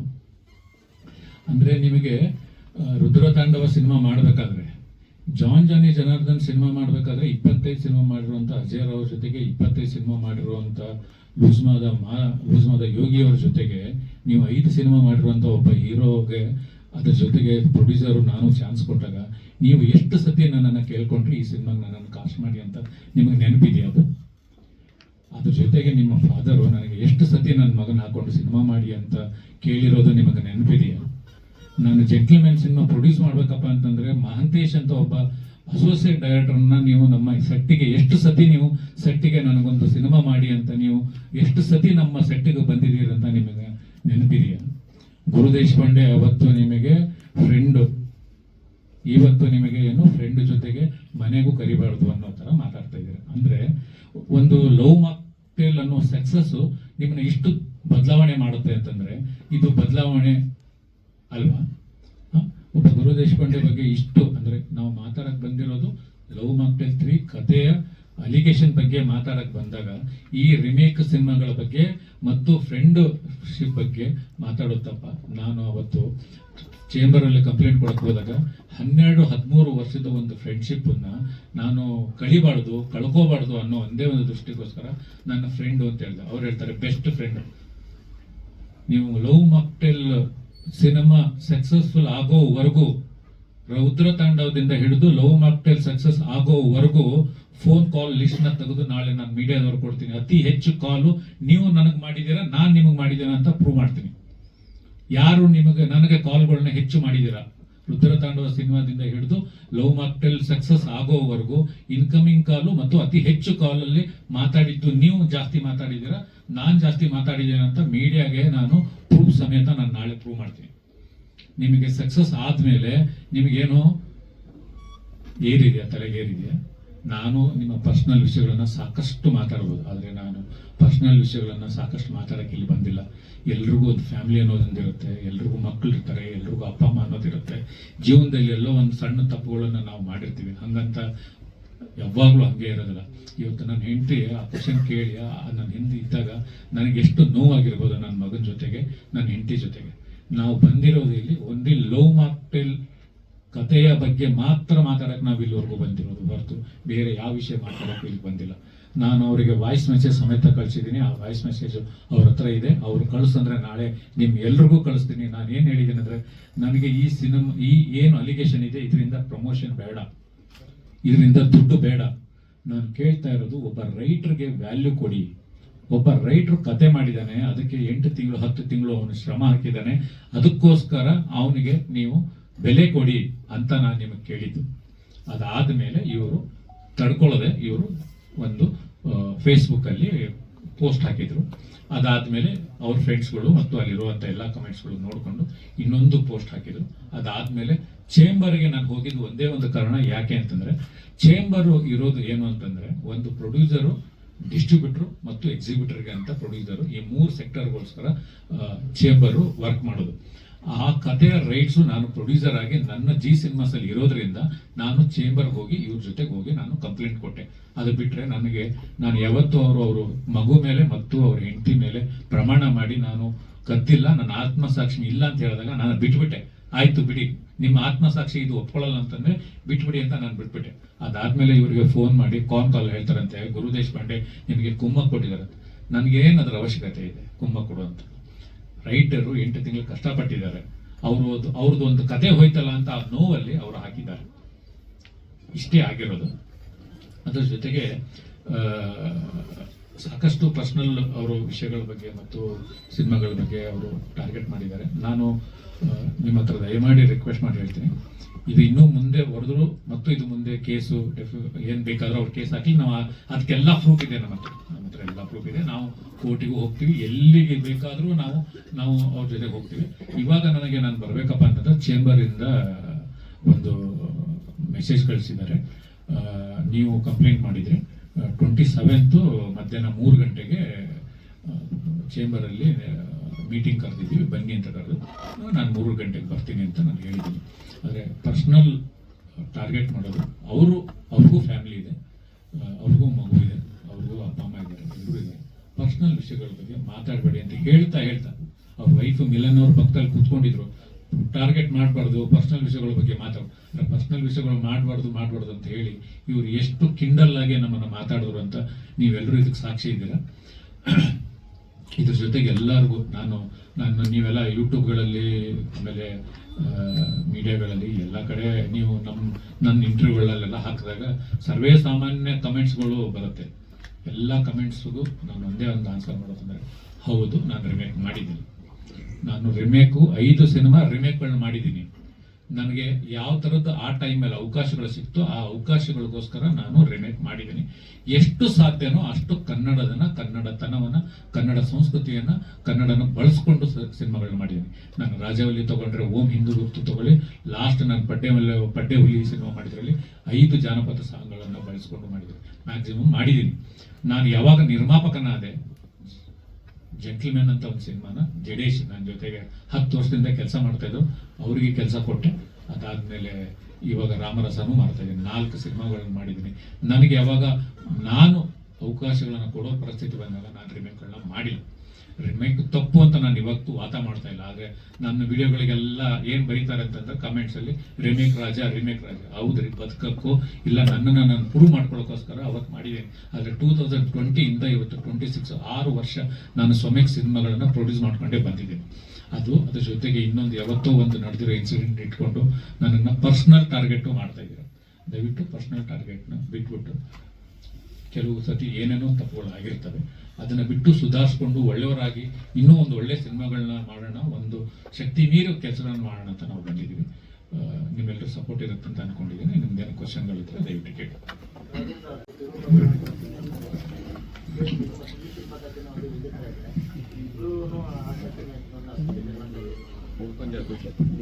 ದೈವ ತಿರುಮಗಳು ಸಿನಿಮಾ ಡಿಸ್ಟ್ರಿಬ್ಯೂಷನ್, ಕರ್ನಾಟಕ ಡಿಸ್ಟ್ರಿಬ್ಯೂಷನ್ ನಾನೇ ಮಾಡಿದ್ದೀನಿ.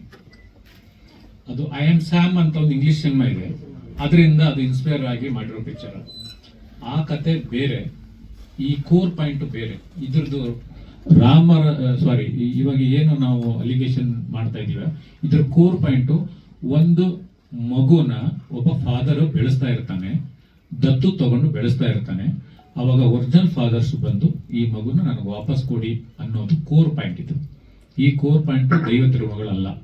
ಈ ಕೋರ್ ಪಾಯಿಂಟ್ ಕೂಡಲ ಸಂಗಮ ನಾವು ಮಾಡ್ಕೊಂಡಿರೋ ಕತೆ ಮತ್ತು ಲವ್ ಮಾಕ್ಟೆಲ್ 3 ಇವೆರಡರದ್ದು ಕೋರ್ ಪಾಯಿಂಟ್. ಆತ್ಮ ಎರಡು ಒಂದೇ, ಡೆಕೋರೇಷನ್ ಬೇರೆ ಬೇರೆ ಇದೆ. ಮತ್ತೆ ಅದನ್ನ ಹೇಳ್ತೀನಿ, ಮತ್ತೆ ಅವ್ರು ಬೆಳಿಗ್ಗೆ ಅದನ್ನ ಹೇಳಿದ್ರು, ಸೀನು ಬೇರೆ ಇದೆ, ಲೊಕೇಶನ್ ಬೇರೆ ಇದೆ, ಕ್ಯಾರೆಕ್ಟರ್ ಬೇರೆ, ಡೈಲಾಗ್. ಹೌದು ಸ್ವಾಮಿ, ನೀವು ಹೇಳೋದೆಲ್ಲ ಸತ್ಯ.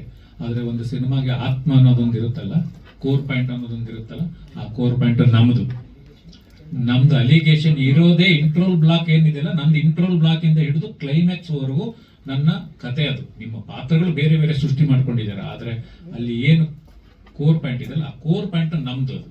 ನಮ್ದರಿಂದನೇ ನೀವು ಇನ್ಸ್ಪೈರ್ ಆಗಿ ಮಾಡಿರೋದು. ಇದು ಖಂಡಿತವಾಗ್ಲೂ ಹೌದು. ಇದನ್ನ ನಾವು ಕೋರ್ಟಲ್ಲಿ ನಿರೂಪಣೆ ಮಾಡೇ ಮಾಡ್ತೀವಿ, ಇದನ್ನ ಪ್ರೂವ್ ಮಾಡೇ ಮಾಡ್ತೀವಿ ಕೋರ್ಟಲ್ಲಿ. ಸರ್, ಈಗ ನಿಮ್ಮ ಸಿನಿಮಾ ಅಂದ್ರೆ ರಾಮರಸ ರಿಲೀಸ್ ಆಗ್ತಾ ಇದೆ, ಅದಕ್ಕೋಸ್ಕರ ಅಂದ್ರೆ ಆ ಸಿನಿಮಾದ ಪ್ರಚಾರಕ್ಕೋಸ್ಕರ ನಮ್ಮ ಸಿನಿಮಾವನ್ನ ಬಳಸ್ಕೊಳ್ತಾ ಇರೋದು ಎಷ್ಟು ಸರಿ ಏನೋ ಸರ್, ಇದೇ ಮಾತುಗಳು ನೀವು ಕೇಳ್ಕೊಂಡ್ರಿ ಅಂತ.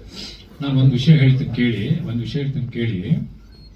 ನಮ್ದು 2019 ಡಿಸೆಂಬರ್ 31 ಇಲ್ಲ 2020 ಜನವರಿ 31 ಲವ್ ಮಾಕ್ಟೇಲ್ 1 ರಿಲೀಸ್ ಆಯ್ತು. 2020 ಫೆಬ್ರವರಿ 7 ಜೆಂಟಲ್ಮೆನ್ ಸಿನಿಮಾ ರಿಲೀಸ್ ಆಯ್ತು. ಓಕೆ, 2000 ಫೆಬ್ರವರಿ 6 ಗುರುವಾರ ಲವ್ ಮಾಕ್ಟೇಲ್ ಅಷ್ಟು ಶೋಗಳನ್ನ ಕ್ಯಾನ್ಸಲ್ ಮಾಡಿದ್ರು. 2020 ನಮ್ಮ ಮ್ಯೂಸಿಕ್ ಡೈರೆಕ್ಟರ್ ಆದಂತ ರಘು ದೀಕ್ಷಿತ್ ಅವರು, ನನ್ನ ಫ್ಯಾನ್ಸ್ಗಳೆಲ್ಲ ಬಂದು ಫೋಟೋ ತೆಗೆಸ್ಕೊಳ್ತೀರಾ, ಆದ್ರೆ ಸಿನಿಮಾಗಳು ನೋಡಕ್ ಬರಲ್ಲ ಅಂತ ಅವರು ತುಂಬಾ ಎಮೋಷನಲ್ ಆಗಿ ಆ ಸಿನಿಮಾನ ಮಾತಾಡಿದ್ರು. ಅದು ತುಂಬಾ ವೈರಲ್ ಆಯ್ತು. ಅದಾದ್ಮೇಲೆ ಸಿನಿಮಾ ಇಟ್ಟ ಆ ತರ ಪಬ್ಲಿಸಿಟಿ ಮಾಡಿ ನನ್ನ ಸಿನಿಮಾನ ರಾಮರಸ ಗೆಲ್ಸ್ಕೊಳ್ಳುವಂತ ಅವಶ್ಯಕತೆ ನನಗಿಲ್ಲ. ರಾಮರಸಗೆ ಸಪರೇಟ್ ಆದಂತ ಒಂದು ತಾಕತ್ತಿರುತ್ತೆ, ಅದು ಕತೆ ಸ್ಟ್ರಾಂಗ್ ಇರುತ್ತೆ, ಅದರಲ್ಲಿರೋ ನಟರು ಸ್ಟ್ರಾಂಗ್ ಇರ್ತಾರೆ. ಒಳ್ಳೆ ಕತೆ ಆದ್ರೆ ಜನ ಗೆಲ್ಲಿಸ್ತಾರೆ. ನಂದೇ ಪೆಂಟಗನ್ನು ಸಾಕಷ್ಟು ಬೇರೆ ಬೇರೆ ವಿಷಯಗಳಿಗೆ ಪ್ರಚಾರ ಸಿಕ್ತು. ಅದಕ್ಕಿಂತ ಮುಂಚೆ ಲವ್ ರಚ್ಚುಗೂ ಸಾಕಷ್ಟು ಬೇರೆ ಬೇರೆ ರೀತಿಯ ಪ್ರಚಾರ ಸಿಕ್ತು. ಆದ್ರೆ ಜನ ಬಂದು ಏನ್ ಸಿನಿಮಾ ನೋಡಿಲ್ಲ. ಈ ತರ ನೆಗೆಟಿವ್ ಪ್ರಮೋಷನ್ ಮಾಡೋದ್ರಿಂದನೋ, ಇವ್ರ ಹೆಸರು ಹೇಳ್ಕೊಂಡು ನನ್ನ ಸಿನಿಮಾನ ಪ್ರಮೋಷನ್ ಮಾಡ್ಕೊಳ್ಳೋದ್ರಿಂದನೋ ಜನ ಬಂದು ಥಿಯೇಟರ್ಗೆ ಬಂದು ಸಿನಿಮಾ ನೋಡ್ತಾರೋ ಅನ್ನೋ ಅಷ್ಟು ಮುಟ್ಟಾಳ ನಾನೇನಲ್ಲ. ಸರ್, ಈಗ ಡೆಫಾಮೇಷನ್ ಕೇಸ್ ಹಾಕಿದ್ರೆ ಅದು ತಯಾರಾಗಿದೆ. ಇಲ್ಲೂ ಕೂಡ ಇಂಡಸ್ಟ್ರಿ ಸಂಬಂಧಪಟ್ಟಿರೋದು ಅವ್ರಿಗೂ ಈ ಪ್ರಶ್ನೆ ಇದಾಗಿದೆ. ಈಗ ಮಧ್ಯಸ್ಥಿಕೆ ವಹಿಸಿ ಯಾರು ನಿಮ್ಗೆ ಕಾಂಪ್ರಮೈಸ್ ಮಾಡೋಕ್ಕೆ ಮುಂದಾದ್ರೆ ಏನ್ ನಿರ್ಧಾರ? ನೋಡಿ, ನಾನು ಅವರಿಗೆ ವಾಯ್ಸ್ ಮೆಸೇಜ್ ಕಳಿಸಿದ್ದೀನಿ. ಆ ವಾಯ್ಸ್ ಮೆಸೇಜ್ ಸಾಧ್ಯ ಆದರೆ ಅವರಿಂದನೇ ನೀವು ತರಿಸ್ಕೊಳ್ಳಿ. ನಾನು ಅವರಿಗೆ ದುಡ್ಡು ಡಿಮ್ಯಾಂಡ್ ಮಾಡಿಲ್ಲ, ಬೇರೆ ಏನನ್ನೂ ಡಿಮ್ಯಾಂಡ್ ಮಾಡಿಲ್ಲ. ನಾನು ಕೇಳ್ತಾ ಇರೋದು ಕತೆ ನಮ್ಮಿಂದ ಇನ್ಸ್ಪೈರ್ ಆಗಿದೆ, ಅದಕ್ಕೇನು ಕೊಡಬೇಕು ಅದನ್ನು ಕೊಟ್ಬಿಡಿ ಅಷ್ಟೇ ನಾನು ಕೇಳಿದ್ದೆ. ಅದನ್ನ ಚೇಂಬರಲ್ಲಿ ಡಿಸೈಡ್ ಮಾಡ್ಬಿಟ್ಟು ಅದು ಸಮರ್ಥವಾದಂಥ ಒಂದು ಅವರು ಕೇಳಿದ್ರೆ ನಮಗೂ ಸ್ಯಾಟಿಸ್ಫೈ ಆದರೆ ನಾವು ಹಾಕ್ತೀವಿ. ನಮಗೇನಿಲ್ಲ. ಅವ್ರು ಕೇಸ್ ಹಾಕ್ತೀನಿ ಅಂತ ಓಡಾಡ್ತಾ ಇರೋದು. ನಾನು ಇಲ್ಲಿವರೆಗೂ ನಾನು ಬಿಟ್ಬಿಟ್ಟೆ. ಯಾವಾಗ ಅವ್ರ ಮಗಳ ಮೇಲೆ, ಅವರು ಹೆಂಡತಿ ಮೇಲೆ ಪ್ರಮಾಣ ಮಾಡಿದ್ರು, ನಾನು ಅವತ್ತು ಬಿಟ್ಬಿಟ್ಟೆ. ಅದನ್ನ ಈ ವಿಷಯನ ಬಿಟ್ಬಿಟ್ಟೆ. ಆಯ್ತು, ನಿಮ್ಗೆ ಆತ್ಮಸಾಕ್ಷಿ ಒಪ್ಕೊಳ್ಳಲ್ಲ ಅಂತಂದ್ಮೇಲೆ ಬಿಡಿ ಅಂತ ಬಿಟ್ಬಿಟ್ಟೆ. ನಾನು ಆತ್ಮಸಾಕ್ಷಿ ಒಪ್ಕೊಂಡಿಲ್ಲ ಅಂದ್ಮೇಲೆ ಏನ್ ಮಾಡೋಣ? ಏನ್ ಕೇಸು ಏನಿದು? ನಾನು ಬಿಟ್ಬಿಟ್ಟೆ. ಅದಾದ್ಮೇಲೆ ಒಬ್ಬ ರೈಟರ್ ಆಗಿ ಅವ್ರ ಫೇಸ್ಬುಕ್ ಅಲ್ಲಿ ಮತ್ತು ಅವ್ರು ಬರೆದಿರೋ ಉದ್ದೇಶ ಒಂದೇ ಇದೆ. ಆ ಫೇಸ್ಬುಕ್ ಅಲ್ಲಿ ನೀವೆಲ್ಲರೂ ಓದಿದ್ದೀರ ಅನ್ಸುತ್ತೆ. ನಾವು ಡಾರ್ಲಿಂಗ್ ಕೃಷ್ಣ ಅವ್ರ ಬಗ್ಗೆ ನಾವು ಏನಾದ್ರಲ್ಲಿ ಬರ್ದಿರ್ಲಿಲ್ಲ. ನಾವು ಬರ್ದಿರೋದು ಒಂದೇ ವಿಷಯ. ಇನ್ನು ಮೇಲೆ ದಯವಿಟ್ಟು ಯಾರಿಗಾದ್ರೂ ಕತೆ ಹೇಳ್ಬೇಕಪ್ಪ ಅಂತಂದ್ರೆ ಒಂದು ಕ್ಯಾಮ್ರಾ ತಗೊಂಡೋಗಿ, ಗ್ರೀನ್ ಮ್ಯಾಟ್ ತಗೊಂಡೋಗಿ, ಹಿಂದೆ ಗ್ರೀನ್ ಮ್ಯಾಟ್ ಹಾಕ್ಬಿಟ್ಟು ಒಂದು 3 ಕ್ಯಾಮ್ರಾ ಇಟ್ಬಿಟ್ಟು ಕತೆ ಹೇಳಿ. ಯಾಕೆ ಅಂದ್ರೆ ಯಾರಿಗ್ ಗೊತ್ತು? ನಮ್ಮ ಕತೆನೇ ಹೇಳಿಲ್ಲ ಅಂತಂದ್ರೆ ಮೋಸ ಮಾಡಿದ್ರೆ ಏನ್ ಮಾಡೋಣ ನಾವು? ಇನ್ಮೇಲೆ ಪ್ರತಿಯೊಬ್ಬ ರೈಟರ್ಸು, ಪ್ರತಿಯೊಬ್ಬ ಡೈರೆಕ್ಟರ್ಸು ಕತೆ ಹೇಳ್ಬೇಕಪ್ಪ ಅಂದ್ರೆ ವಿತ್ ರೆಕಾರ್ಡ್, ಕ್ಯಾಮ್ರಾದಲ್ಲಿ ರೆಕಾರ್ಡ್ ಆಗೋ ತರಾನೇ ಕತೆ ಹೇಳಿ ದಯವಿಟ್ಟು. ಇಲ್ಲ ಅಂತಂದ್ರೆ ಈ ತರ ಆಗ್ತವೆ. ಅದು ಇಂಡಸ್ಟ್ರಿಯಲ್ಲಿರೋ ಅಪ್ಕಮಿಂಗ್ ಡೈರೆಕ್ಟರ್ಸ್ಗಳಿಗೆ, ಅಪ್ಕಮಿಂಗ್ ರೈಟರ್ಸ್ಗಳಿಗೆ ಮನವರಿಕೆ ಆಗ್ಲಿ ಅನ್ನೋ ಒಂದು ಉದ್ದೇಶಕ್ಕೋಸ್ಕರ ಅವರು ಫೇಸ್ಬುಕ್ ಅಲ್ಲಿ ಬರ್ದು ಹಾಕಿದ್ರು. ಅದನ್ನ ಬಿಟ್ಬಿಟ್ಟು ಬೇರೆ ಏನು ಉದ್ದೇಶ ನಮ್ಗಿರ್ಲಿಲ್ಲ. ಅದಾದ್ಮೇಲೆ ಅವರು ಬೇರೆ ಬೇರೆ ಪೇಪರು ಮತ್ತು ನ್ಯೂಸ್ ಪೇಪರ್ ಅವ್ರು ಹೇಳ್ತಾರೆ, ಏನೋ ಹೆಡ್ಲೈನ್ ಬಗ್ಗೆ ಹೇಳಿದ್ರಲ್ಲ, ಏನು ಅಲ್ಲ ಯಾವ್ದೋ ಹೆಡ್ಲೈನ್ ಬರ್ಸ್ಕೊಳಕ್ಕೂ ಒಂದೇನೋ ಇರ್ಬೇಕಂತ ಏನ್ ಹೇಳಿದ್ರು ಅವರು? ಏನೋ ಹೆಡ್ಲೈನ್ ಬರ್ಸ್ಕೊಳಕ್ಕೂ ಯೋಗ್ಯತೆ ಇರ್ಬೇಕಂತೆ. ನೋಡಿ, ಇಂಥ ಉಡಾಪೆಗಳನ್ನು ಮಾತಾಡ್ತಾರೆ. ನಾವು ನನ್ನ ಸಿನಿಮಾದಲ್ಲಿ ರಾಜಾಹುಲಿಯಲ್ಲಿ ಅದಕ್ಕಿಂತ ಮುಂಚೆ ವಾರಸ್ದಾರ ಮಾಡಿದೆ, ರವಿ ಬೆಳಗೆಯವರು ಆಕ್ಟ್ ಮಾಡಿದ್ರು. ರಾಜಾಹುಲಿಯಲ್ಲಿ ಹಂಸಲೇಖ ಸರ್ ನನ್ನ ಜೊತೆ ಟ್ರಾವೆಲ್ ಮಾಡಿದ್ರು. ರುದ್ರತಾಂಡವದಲ್ಲಿ ಗಿರೀಶ್ ಕಾರ್ನಾಡ್ ಅವರು ಟ್ರಾವೆಲ್ ಮಾಡಿದ್ರು. ಜಾನ್ ಜಾನಿ ಜನದಲ್ಲಿ ಮಾಲಾಶ್ರೀ ಮೇಡಮ್ ಅವರು ಟ್ರಾವೆಲ್ ಮಾಡಿದ್ರು. ಆಮೇಲೆ ನಾನು ಬಡ್ಡೆ ಹುಲಿಯಲ್ಲಿ ರವಿ ಸರ್ ಆಕ್ಟ್ ಮಾಡಿದ್ರು, ಅಪ್ಪು ಸರ್ ಆಕ್ಟ್ ಮಾಡಿದ್ರು, ರಕ್ಷಿತ್ ಶೆಟ್ಟಿ ಅವ್ರು ಆಕ್ಟ್ ಮಾಡಿದ್ರು. ಇವೆಲ್ಲ ನಾವು ಮಾಡ್ಕೊಂಡು ಬಂದಿದ್ದೀವಿ ನಮ್ಮ ಜೀವನದಲ್ಲಿ. ಅವ್ರ ಸಿನಿಮಾ ಲವ್ ಮಾಕ್ಟೇಲ್ ಎಲ್ಲಿಂದ ಫಸ್ಟ್ ಪಾರ್ಟ್ ಇನ್ಸ್ಪೈರ್ ಆದ್ರು ಅಂತ ನನಗೆ ಆ ಸಿನಿಮಾ ನೋಡ್ಕೊಂಡು ಬರ್ಬೇಕಾದ್ರೆ ಫೋನ್ ಮಾಡಿ ಹೇಳಿದ್ರು. 96 ಸಿನಿಮಾ ನೋಡ್ಕೊಂಡು ಬರ್ತಾ ಇದ್ದೀನಿ, ನನಗೊಂದು ಕತೆ ಹೊಳಿತಾ ಇದೆ, ಆ ಕತೆನೇ ಲವ್ ಮಾಕ್ಟೇಲ್ ಅಂತ ನನ್ನ ಹತ್ರ ನೇರವಾಗಿ ಅವ್ರು ಹೇಳಿದ್ರು ಫೋನಲ್ಲಿ.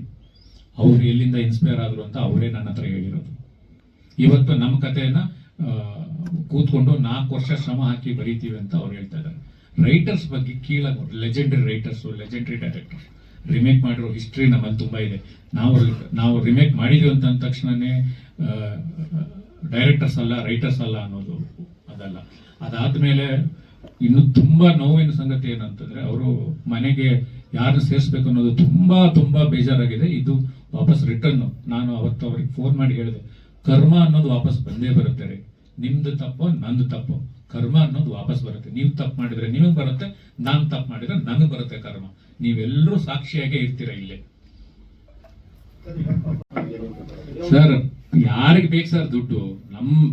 ನಾವು ದುಡ್ಡು ಕಷ್ಟಪಟ್ಟು ದುಡಿದಿರೋ ದುಡ್ಡೇ ನಮ್ಮ ಹತ್ರ ಉಳ್ಕೊಳ್ಳಲ್ಲ ಇವತ್ತಿನ ಕಾಲದಲ್ಲಿ. ಯಾರಿಗೆ ಸರ್ ದುಡ್ಡು ಬೇಕು? ಸರ್, ರೈಟರ್ಗೆ ವ್ಯಾಲ್ಯೂ ಬೇಕಷ್ಟೇ ಕೇಳ್ತಾರೋ. ನನಗೆ ಏನು ದುಡ್ಡು ಬೇಡ, ನನಗೆ ಯಾವತ್ತು ಅವ್ರ ದುಡ್ಡು ನಮ್ಗೆ ಏನು ಅವಶ್ಯಕತೆನೇ ಇಲ್ಲ. ಒಪ್ಕೊಂಡಿದ್ರೆ ಕೋ ರೈಟರ್ ಆಗಿ ಹೆಸರು ಕೊಡಕ್ಕೆ ಹೇಳಿ. ಲವ್ ಮಾಕ್ಟೇಲ್ ಇದರಲ್ಲಿ ಟೈಟಲ್ ಅಲ್ಲಿ ಅಷ್ಟೇ ಕೇಳ್ತಾರೆ. ಹೌದು, ರೈಟರ್ ಆಗಿ, ಕೋ ರೈಟರ್ ಆಗಿ ರಾಘವೇಂದ್ರ ನಾಯಕ್ ಅವ್ರಿಗೆ ಕೋ ರೈಟರ್ ಆಗಿ ಸ್ಪೇಸ್ ಕೊಡಕ್ಕೆ ಹೇಳಿ. ಅವ್ರು ನಿಜವಾಗ್ಲೂ ಆತ್ಮಸಾಕ್ಷಿ ಇತ್ತು ಅಂತಂದ್ರೆ. ಇಲ್ಲ ಕೋರ್ಟಿಗೆ ಬಂದು ಫೈಟ್ ಮಾಡ್ತೀನಿ ಅಂದ್ರೆ ಕೋರ್ಟಿಗೆ ಬಂದು ಫೈಟ್ ಮಾಡಿ ಸರ್. ಅವ್ರು ಹೇಳ್ತಾರೆ ಸರ್, ನಾನು ಹೇಳ್ತೀನಿ, ಓಪನ್ ಆಗಿ ಹೇಳ್ತಿಲ್ಲ. ಅವ್ರ ಅಪಾರ್ಟ್ಮೆಂಟ್ ಅಲ್ಲಿ ಒಳಗಡೆ ಕಾರ್ ಹೋಗ್ಬೇಕಾದ್ರೆ ಬರ್ಕೊಳ್ತಾರಲ್ಲ ಸರ್, ಎಷ್ಟು ಗಂಟೆಗೆ ಎಂಟ್ರಿ ಆಗಿದೀವಿ ಅಂತ. ವಾಪಸ್ ಹೊರಗಡೆ ಬರ್ಬೇಕಪ್ಪ ಅಂತ ನೋಟ್ ಆಗಿರುತ್ತಲ್ಲ ಸರ್, ಎಷ್ಟು ಅವರ್ ಅವ್ರ ಮನೆಯಲ್ಲಿ ಇದೀವಿ ಅಂತ. ಅವ್ರು ನನ್ನ ಫ್ರೆಂಡ್ ಅಲ್ಲ ಅಂತ ಬೇರೆ ಹೇಳಿದ್ದಾರೆ. ಅವ್ರಿಗೆ ಶಶಾಂಕ್ ಅವ್ರ ಒಬ್ಬರೇ ಫ್ರೆಂಡ್ ಅಂತೆ. ಶಶಾಂಕ್ ಅವ್ರ ಹತ್ರ ಒಬ್ಬರ ಹತ್ರನೇ ಅವರು ಕಥೆನ ಡಿಸ್ಕಷನ್ ಮಾಡ್ತಾರಂತೆ. ನಾವೆಲ್ಲ ಕಥೆನ ಡಿಸ್ಕಷನ್ ಮಾಡಕ್ಕೆ ಯೋಗ್ಯರಲ್ವಂತೆ ನಾವೆಲ್ಲ. ಅದಕ್ಕೋಸ್ಕರ ನನಗೆ 2016 ಇಂದ ಹಿಡಿದು 2020 ಲವ್ ಮಾಕ್ಟೇಲ್ ಹಿಟ್ ಆಗೋವರೆಗೂ 2 ಅವರು 3 ಅವರು ಮಾತಾಡಿದ್ದಾರೆ. ಅವತ್ತಿರ್ಲಿಲ್ಲ. ಸಿನಿಮಾ ಹಿಟ್ ಆದ ತಕ್ಷಣ ಎಲ್ಲ ಚೇಂಜ್ ಆಗ್ಬಿಡುತ್ತೆ.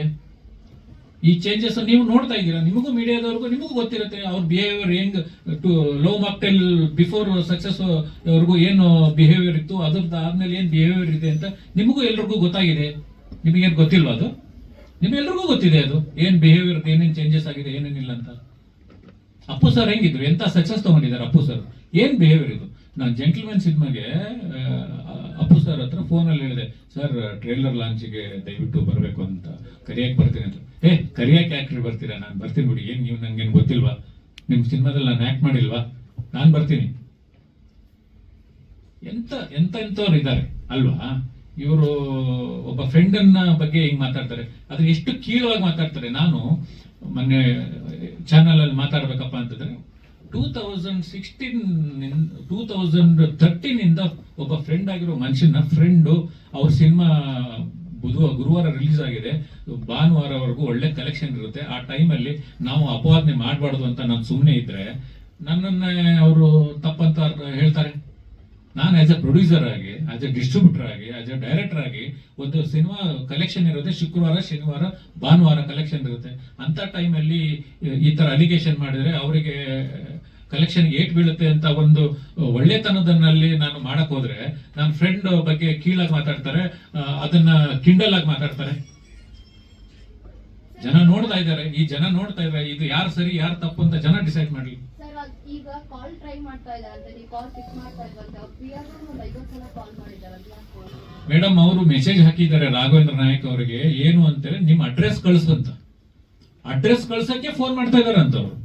ಮೇಡಮ್ ನಾನು ಇವಾಗ ಅಡ್ರೆಸ್ ಕಳಿಸ್ಬಿಟ್ಟು ನಾಳೆ ಬ್ಲಾಕ್ ಮೇಲ್ ಮಾಡಕ್ಕೆ ಹುಡುಗರನ್ನ ಕಳಿಸ್ಬಿಟ್ರೆ ಏನ್ ಮಾಡೋದು ಮೇಡಮ್? ನಾವ್ಯಾಕೆ ಅಡ್ರೆಸ್ ಕಳ್ಸೋಣ ಮೇಡಮ್? ಇವತ್ತು ವಾಟ್ಸ್ಆಪ್ ಅಲ್ಲೇ ಕಳಿಸಬಹುದು ನೋಟಿಸು. ಅವ್ರಿಗೆ ಅಕಸ್ಮಾತ್ ಕೇಸ್ ಹಾಕ್ಲೇಬೇಕು ಅಂತ ಏನಾದ್ರು ಇತ್ತಂದ್ರೆ ವಾಟ್ಸ್ಆಪ್ ಅಲ್ಲಿ ನೋಟಿಸ್ ಕಳಿಸ್ಲಿ. ಅಡ್ರೆಸ್ ಹಾಕ್ಬೇಕು ಮೇಡಮ್ ಅವ್ರಿಗೆ. ಇವರು ಡೈರೆಕ್ಟರ್ ಅಸೋಸಿಯೇಷನ್ ಮೆಂಬರ್ ಇರ್ತಾರೆ. ಡೈರೆಕ್ಟರ್ ಅಸೋಸಿಯೇಷನ್ ಫೋನ್ ಮಾಡ್ಬಿಟ್ಟು ಅಡ್ರೆಸ್ ತಗೊಳ್ಳಿ. ಅಡ್ರೆಸ್ ಯಾಕೆ ಇವ್ರು ಫೋನ್ ಮಾಡ್ಬೇಕು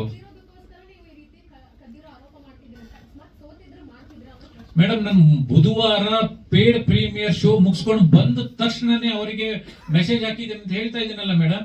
ಬುಧವಾರ 10 ಗಂಟೆಗೆ ಶೋ ನೋಡಿದ್ದೀನಿ, 12:53 ಅವ್ರಿಗೆ ಮೆಸೇಜ್ ಹಾಕಿದ್ದೀನಿ ಅಂತಂದ್ರೆ ಸೋತ ಗೆಲ್ತ ಅಂತ ಹೆಂಗ್ ಡಿಸೈಡ್ ಆಗುತ್ತೆ ಅವತ್ತಿಗೆ? ಮೇಡಮ್ ನಾನು ಹೇಳೋದು ಅರ್ಥ ಆಗ್ತಾ ಇದೆಯಾ? ಬುಧವಾರ ಪೇಡ್ ಪ್ರೀಮಿಯರ್ ಆಗಿದೆ, 10 ಗಂಟೆಗೆ ನೋಡಿದ್ದೀನಿ, 10:53 ನಾನು ಥಿಯೇಟರ್ ಇಂದ ಹೊರಗಡೆ ಬಂದ ತಕ್ಷಣ ಅವರಿಗೆ ವಾಯ್ಸ್ ಮೆಸೇಜ್ ಹಾಕಿದ್ದೀನಿ ಅಂತ ಹೇಳ್ತಾ ಇದ್ದೀನಿ. ಅವತ್ತು ಸಿನಿಮಾ ಸಕ್ಸಸ್ ನಾಟ್ ಸಕ್ಸಸ್ ಹೆಂಗ್ ಡಿಸೈಡ್ ಮಾಡಿರ್ತೀರಾ?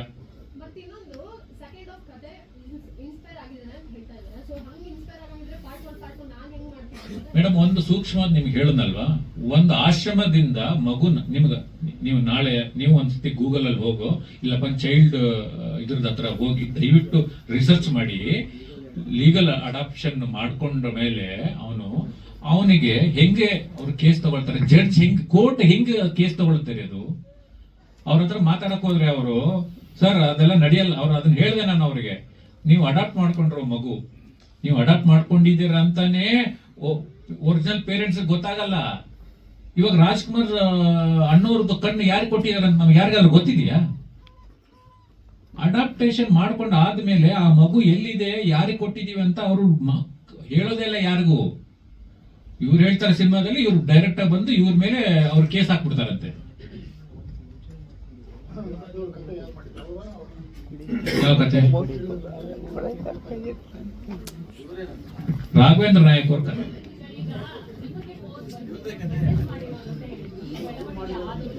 ಓಕೆ, ಇಲ್ಲ ನಾನು ಅಂದ್ರೆ ಇಲ್ಲ, ನಮ್ಮ ನಿರ್ಮಾಪಕರು ಆಲ್ರೆಡಿ ಒಂದ್ಸಲ ಫೋನ್ ಮಾಡಿದ್ದಾರೆ. ಯಾಕಂದ್ರೆ ನಾವಿಬ್ಬರು ಒಟ್ಟಿಗೆ ಸಿನಿಮಾ ನೋಡಿದ್ವಿ. ಅವ್ರು ಫೋನ್ ಮಾಡಿದಾಗ ಅವ್ರ ರಿಪ್ಲೈ ಏನು ಅಂತ ಗೊತ್ತಾಯ್ತಲ್ವಾ. ಸೊ ಗೊತ್ತಾದ್ಮೇಲೆ ನೆಕ್ಸ್ಟ್ ಡೇ ಕೂಡ ಕೃಷ್ಣ ಅವರೇ ಅವ್ರಿಗೆ ಫೋನ್ ಮಾಡಿ ಅವ್ರು ಹೇಳಿದ್ರು, ನಮ್ಮ ಮಗು ಮೇಲೆ ಮತ್ತೆ ಅವ್ರ ವೈಫ್ ಮೇಲೆ ಹಣ ಮಾಡಿ ನಾವು ಆ ಥರದ್ದೇನು ಮಾಡಲಿಲ್ಲ ಅಂತ. ಅಂದ್ರೆ ಅವರು ಕತೆ ಕೇಳಲಿಲ್ಲ ಅಂತ ಯಾವತ್ತೂ ಹೇಳಲಿಲ್ಲ. ಫಸ್ಟ್ ಅದನ್ನು ಇಲ್ಲ, ನಂಗೆ ನೆನಪಿಲ್ಲ ಅಂದ್ರು. ಆಮೇಲೆ ಇವತ್ತಂತೂ ಕ್ಲಿಯರ್ ಆಗಿ ಹೇಳಿದ್ದಾರೆ, ಕತೆ ನಾನು ಚೆನ್ನಾಗಿದೆ, ನಾನು ಕೇಳಿದ್ದೀನಿ ಅಂತ. ಮೇಡಮ್ ಅವರು ನಾವು ಕತೆ ಹೇಳೋಕ್ಕಿಂತ ಮುಂಚೆನೆ ಕತೆ ಮಾಡ್ಕೊಂಡಿದ್ರೆ ನಾನು ಕತೆ ಹೇಳ್ತಾಗಲೇ ಗೊತ್ತಾಗ್ತಿತ್ತು ನಮ್ದು ಸೆಕೆಂಡ್ ಹಾಫ್ ಅಂತ. ಇಷ್ಟೇ ಮೇಡಮ್ ಕತೆ. ನಮ್ಮ ಕಥೆಯಲ್ಲಿ ಒಬ್ಬ ಉತ್ತರ ಕರ್ನಾಟಕದಲ್ಲಿ ಒಬ್ಬ ತಂದೆ ಒಂದು ಮಗು ಸಿಗುತ್ತೆ, 3 ವರ್ಷದ ಮಗು. ಆ ಮಗುನ ಸಾಕ್ತಾನೆ, 12 ವರ್ಷದವರೆಗೆ ಬೆಳೆಸ್ತಾನೆ. ಅಂದ್ರೆ ಅದನ್ನ ಲೀಗಲಿ ಅಡಾಪ್ಟ್ ಮಾಡ್ಕೊಂಡಿರಲ್ಲ. ಹಳ್ಳಿ ಕಡೆಯಲ್ಲಿ ಅದೇನೋ ಅವ್ರ ಕೇಸ್ ಆಗಿರಲ್ಲ, ಏನೂ ಆಗಲ್ಲ. ಸೊ ಅದು ಮುಸ್ಲಿಂ ಮಗು ಇರುತ್ತೆ, ಅವ್ನು ಮುಸ್ಲಿಂ ತರನೇ ಆ ಮಗುನ ಸಾಕ್ತಾನೆ. ಅಂದ್ರೆ ಆ ಮಗುಗೆ ನಾನ್ ವೆಜ್ ತಿನ್ಸೋದು, ಇವನು ವೆಜಿಟೇರಿಯನ್ ಆದ್ರೂ ಅದು ಮಗು ನಾನ್ ವೆಜಿಟೇರಿಯನ್ ಆದ್ರೂ ಆ ಮಗು ನಾನ್ ವೆಜ್ ತಿನ್ನಿಸ್ತಾನೆ, ಮಸೀದಿ ಕರ್ಕೊಂಡು ಹೋಗ್ತಾನೆ, ಕುರಾನ್ ಕಲಿಸ್ತಾನೆ. ಸೊ ಅವ್ರಿಬ್ರು ತಂದೆ ಮಗನ ಬಾಂಧವ್ಯ ಹೆಂಗಿರುತ್ತೆ ಅಂದ್ರೆ ಇಡೀ ಊರಿಗೆ ಫೇಮಸ್ ಆಗಿರುತ್ತೆ. ಸೊ ಅದನ್ನ ಯಾರೋ ಮೀಡಿಯಾದವ್ರು ಕವರೇಜ್ ಮಾಡಿದಾಗ ಅದು ಒರಿಜಿನಲ್ ಪೇರೆಂಟ್ಸ್ ಗೊತ್ತಾಗುತ್ತೆ. ಆ ಮಗುದು 3 ವರ್ಷದ ಫೋಟೋ ಎಲ್ಲ ಸಿಗುತ್ತೆ ಅವ್ರಿಗೆ. So they come and file a case. Intro block ಅಲ್ಲಿ ಅವ್ರು ಬಂದು ಕೇಸ್ ಫೈಲ್ ಮಾಡ್ತಾರೆ. ಸೊ ಅದು ಕೋರ್ಟ್ಗೆ ಬರುತ್ತೆ, ಇವ್ರಿಗೆ ನೋಟಿಸ್ ಬರುತ್ತೆ, ಇವ್ರು ಹೋಗಿ ನಿಂತ್ಕೋತಾರೆ. ಸೊ ಆವಾಗ ಸೆಕೆಂಡ್ ಹಾಫ್ ಇಡೀ ಮಗು ಯಾರಿಗೆ ಸೇರ್ಬೇಕು, ಒರಿಜಿನಲ್ ಪೇರೆಂಟ್ಸ್ ಸೇರ್ಬೇಕಾ, ಬಯೋಲಾಜಿಕಲ್ ಪೇರೆಂಟ್ಸ್ ಸೇರ್ಬೇಕಾ, ಅಥವಾ ಸಾಕಿದವನಿಗೆ ಸೇರ್ಬೇಕಾ ಅನ್ನೋದ್ರ ಮೇಲೆ ಇಡೀ ವಾದವಿವಾದಗಳು ನಡೆಯುತ್ತೆ. DNA ಟೆಸ್ಟ್ ನಡೆಯುತ್ತೆ. ಅವ್ರ ಮಗು ಹೆಂಗ್ ಮಿಸ್ಸಿಂಗ್ ಆಯ್ತು ಅಂತ ಅವ್ರೊಂದು ಕತೆ ಫ್ಲಾಶ್ ಬ್ಯಾಕ್ ಹೇಳ್ತಾರೆ. ನಮ್ಮ ಕತೆ ಬೇರೆ ಫ್ಲಾಶ್ ಬ್ಯಾಕ್ ಇದೆ, ಅವ್ರ ಕತೆ ಬೇರೆ ಫ್ಲಾಶ್ ಬ್ಯಾಕ್ ಇದೆ. ಸೊ ಇಲ್ಲಿ ನಮ್ಮಲ್ಲಿ ಗಂಡು ಮಗು, ಅವರು ಹೆಣ್ಣು ಮಗು ಇದೆ. ಸೊ ಇದಾದ್ಮೇಲೆ ಇವನ್ ಹೆಂಗ್ ಸಾಕ್ದ, ಇವನ್ ಎಷ್ಟು ಚೆನ್ನಾಗಿ ನೋಡ್ಕೊಂಡ, ಇವನ್ ಮೇಲೆ ಏನೇನೋ ಫಾಲ್ಟ್ ಎಲಿಗೇಷನ್ ಮಾಡ್ತಾರೆ. ಇಲ್ಲ ಅವ್ನು ತುಂಬಾ ಚೆನ್ನಾಗಿ ನೋಡ್ಕೊಂಡ ಅಂತ ಹೇಳ್ತೀವಿ. ಮಗು ನಾನು ಒರಿಜಿನಲ್ ಅಪ್ಪ ಅಮ್ಮನ ಜೊತೆ ಹೋಗಲ್ಲ ಅನ್ನತ್ತೆ, ಇವ್ರ ಜೊತೆ. ನಾವು ಕಥೆಯಲ್ಲಿ ಮಗುನು ಕೂಡ ಕೇಸ್ ನಡೆಯುವಾಗ ಇಟ್ಕೊಂಡಿಲ್ಲ. ಯಾಕಂದ್ರೆ ಜಡ್ಜ್ ಹೇಳ್ತಾರೆ ಮಗು ಮೇಲೆ ಪರಿಣಾಮ ಬೀಳುತ್ತೆ, ಮಗು ಇರಬಾರ್ದು ಈ ಕೇಸ್ ನಡೆಯುವಾಗ, ಮಗುನ ನ್ಯೂಟ್ರಲ್ ಮಾಡ್ಬಿಡ್ತಾರೆ. ಇದೇ ಕೇಸ್ ಮೇಲೆ ಇಡೀ ಕತೆ ನಡೆಯುತ್ತೆ.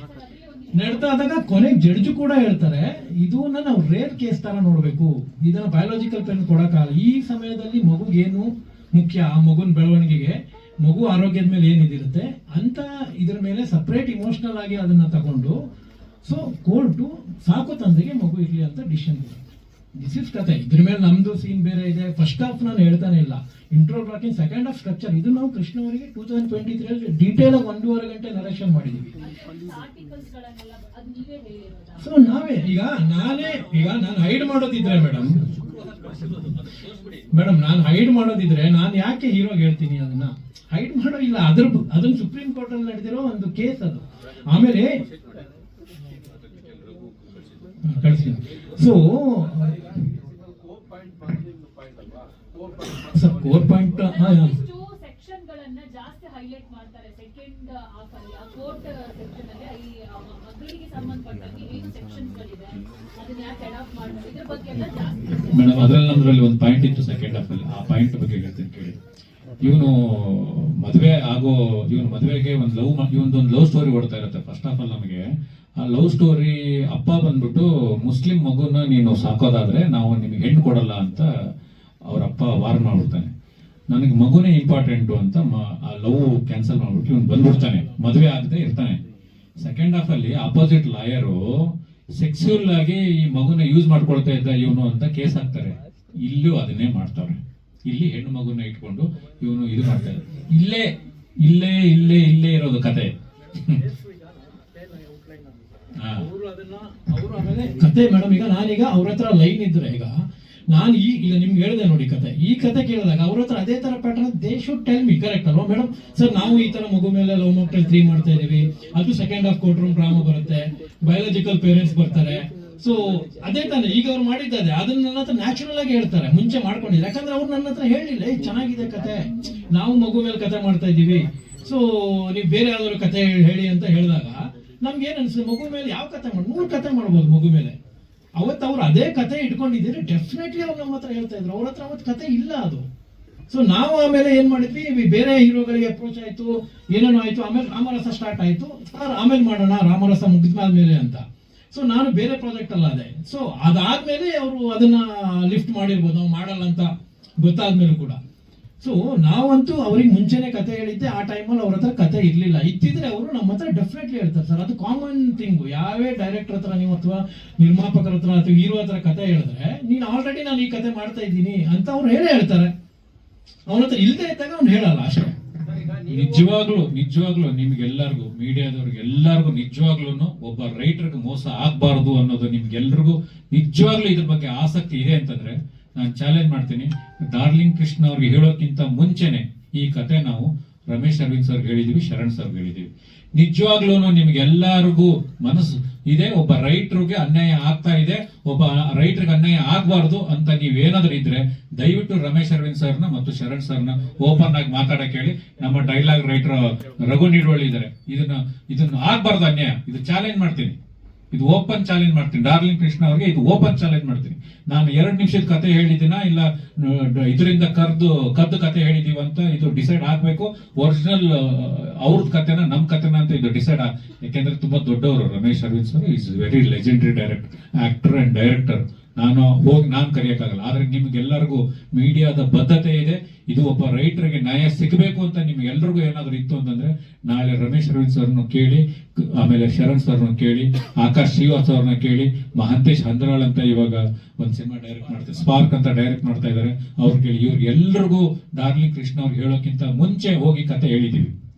ನಿಮ್ಗೆಲ್ಲರಿಗೂ ಬದ್ಧತೆ ಇದೆ, ನೀವೆಲ್ಲರೂ ನಿಲ್ಬೇಕು ಒಬ್ಬ ರೈಟರ್ ಪರವಾಗಿ ಅಂತಂದ್ರೆ ಬನ್ನಿ, ಇದನ್ನ ನಾವು ಹೋರಾಟ ಮಾಡೋಣ. ಇದು ಬಿಟ್ಬಿಟ್ಟು ಪರ್ಸನಲ್ ಆಗಿ ಗುರು ದೇಶಪಾಂಡೆ ಅವರು ಹಿಂಗಿದ್ರು, ಅವರು ಇದು ಬಿಟ್ಬಿಡಿ. ಪರ್ಸನಲ್ ವಿಷಯಗಳನ್ನ ಬಿಟ್ಟು ಒಬ್ಬ ರೈಟರು ಒಂದು ಸಿನಿಮಾ ಅಂತ ಹೋರಾಟ ಮಾಡೋದಾದ್ರೆ ದಯವಿಟ್ಟು ನೀವೆಲ್ಲರೂ ಕೈ ಜೋಡಿಸಿ. ಕೆಲವು ಪದಗಳು ಅವ್ರು ಮಾಡಿದ ತಪ್ಪೇ ಇದೆ, ಆದ್ರೆ ನಾನು ಕೆಲವು ಪದಗಳನ್ನ ಬಳಸಬಾರ್ದಾಗಿತ್ತು, ಆದ್ರೆ ಕೆಲವು ಪದಗಳನ್ನ ನಾನು ಬಳಸಿದ್ದೀನಿ. ನಿಜವಾಗ್ಲೂ ಅವರಿಗೆ ಅವತ್ತಿನ ದಿನದ ಸಾರಿ. ಆಕ್ಚುಲಿ ಅಂದ್ರೆ ಅವತ್ತು ನನಗೆ ಅಷ್ಟು ಮೆಚುರಿಟಿ ಇರ್ಲಿಲ್ವಾ, ಇಲ್ಲ ಅವತ್ತು ನನಗೆ ಇದು ಇತ್ತ ಗೊತ್ತಿಲ್ಲ. ಆದ್ರೆ ದಯವಿಟ್ಟು ಅಜಯ್ ಅವರು ಇದನ್ನ ನೋಡಿದ್ರೆ ದಯವಿಟ್ಟು ನನಗೆ ಕ್ಷಮಿಸಿ. ಅಂದ್ರೆ ಬಿಕಾಸ್ ಯಾಕಂದ್ರೆ ಆ ತಪ್ಪೇ, ಅವತ್ತು ಅವ್ರು ಮಾಡಿದ್ದು ತಪ್ಪು, ಆದ್ರೆ ಆ ಕೆಲವು ಪದ ಬಳಕೆಗಳನ್ನ ನಾನು ಮಾಡಬಾರ್ದಾಗಿತ್ತು, ಮಾಡಿದೆ. ಮನುಷ್ಯ ಹೋಗ್ತಾ ಹೋಗ್ತಾ ಹೋಗ್ತಾ ಮೆಚುರಿಟಿ ಕಲಿತಾ ಹೋಗ್ಬೇಕು ಹೊರತು ಅವನು ಕೆಳಗಡೆ ಇಳಿತಾ ಹೋಗ್ಬಾರ್ದು. ಸಕ್ಸಸ್ ಫೇಲ್ಯೂರ್ ನಾನು ಆ ಕಾಲದಲ್ಲಿ 2013 ಪೀಕ್ ಸಕ್ಸಸ್ ನೋಡ್ಬಿಟ್ಟಿದೀವಿ. ಸಕ್ಸಸ್ ನೋಡದೆ ಏನು ಇಲ್ಲಿ ಬಂದು ಕೂತ್ಕೊಂಡಿಲ್ಲ, ನಾವೇನು ಮಾಡಿಲ್ಲ. ಆದ್ರೆ ಮನುಷ್ಯ ಮೆಚೂರ್ಡ್ ಆಗ್ತಾ ಹೋಗ್ಬೇಕು. ಅದ್ರ ಬಿಟ್ಬಿಟ್ಟು ಪರ್ಸನಲ್ ಟಾರ್ಗೆಟ್ ಮಾಡಿ ಅವನ ಫ್ರೆಂಡ್ ಮನೆ ಕರೀತಾರ, ಈ ತರದನ್ನೆಲ್ಲ ನಾಟಕ ಮಾಡಬೇಡಿ. ಡಾರ್ಲಿಂಗ್ ಕೃಷ್ಣ ಅವ್ರೆ ಇವತ್ತು ಹೇಳ್ತಾ ಇದ್ದೀನಿ, ನೀವು ನನ್ನ ಫ್ರೆಂಡೇ. ಯಾಕಂದ್ರೆ 2013 ನಿಮ್ ಜೊತೆ ಒಂದು ರಿಲೇಶನ್ಶಿಪ್ ಇದೆ ನನಗೆ. 2013 2020 ವರ್ಗೂ ನೀವು ನನ್ನ ಹತ್ರ ದಿನಕ್ಕೆ 1 hour 1.5 hour ಮಾತಾಡದೆ ಮಲಗ್ತಾ ಇರ್ಲಿಲ್ಲ ನೀವು. ಅದಾದ್ಮೇಲೆ ನಿಮ್ಗೆ ಸಕ್ಸಸ್ ಬಂತು, ನೀವು ಚೇಂಜ್ ಆದ್ರೆ ನಾವು ಬೇಕಾದಾಗ ನಿಮ್ಮನ್ನು ಮೀಟ್ ಮಾಡ್ತಾ ಇದೀವಿ. ನಾವು ನಿಮಗೆ ಸಾಕಷ್ಟು ಕಥೆಗಳನ್ನು ಹೇಳಿದೀವಿ, ಅದೇನೋ ಒಟ್ಟಾಗಿ ಕೆಲಸ ಮಾಡೋಕ್ಕಾಗಿಲ್ಲ. ಆದ್ರೆ ನೀವು ಫ್ರೆಂಡ್ ಅಲ್ಲ ಅಂದ್ರೆ ಆದ್ರೆ ನೀವು ನನ್ನ ಫ್ರೆಂಡೇ. ಆದ್ರೆ ಸಕ್ಸಸ್ ಬಂದಿದೆ ಅಂತ ಅಂದ ತಕ್ಷಣನೇ ಇಲ್ಲ ಫೇಲ್ಯೂರ್ ಬಂತ ಅಂದ ತಕ್ಷಣ ಒಬ್ಬನ ಫ್ರೆಂಡ್ ನ ಬಿಡೋಷ್ಟು ನಾನು ಮನುಷ್ಯತ್ವ ಕಳ್ಕೊಂಡಿಲ್ಲ ಇನ್ನೂವರೆಗೂ.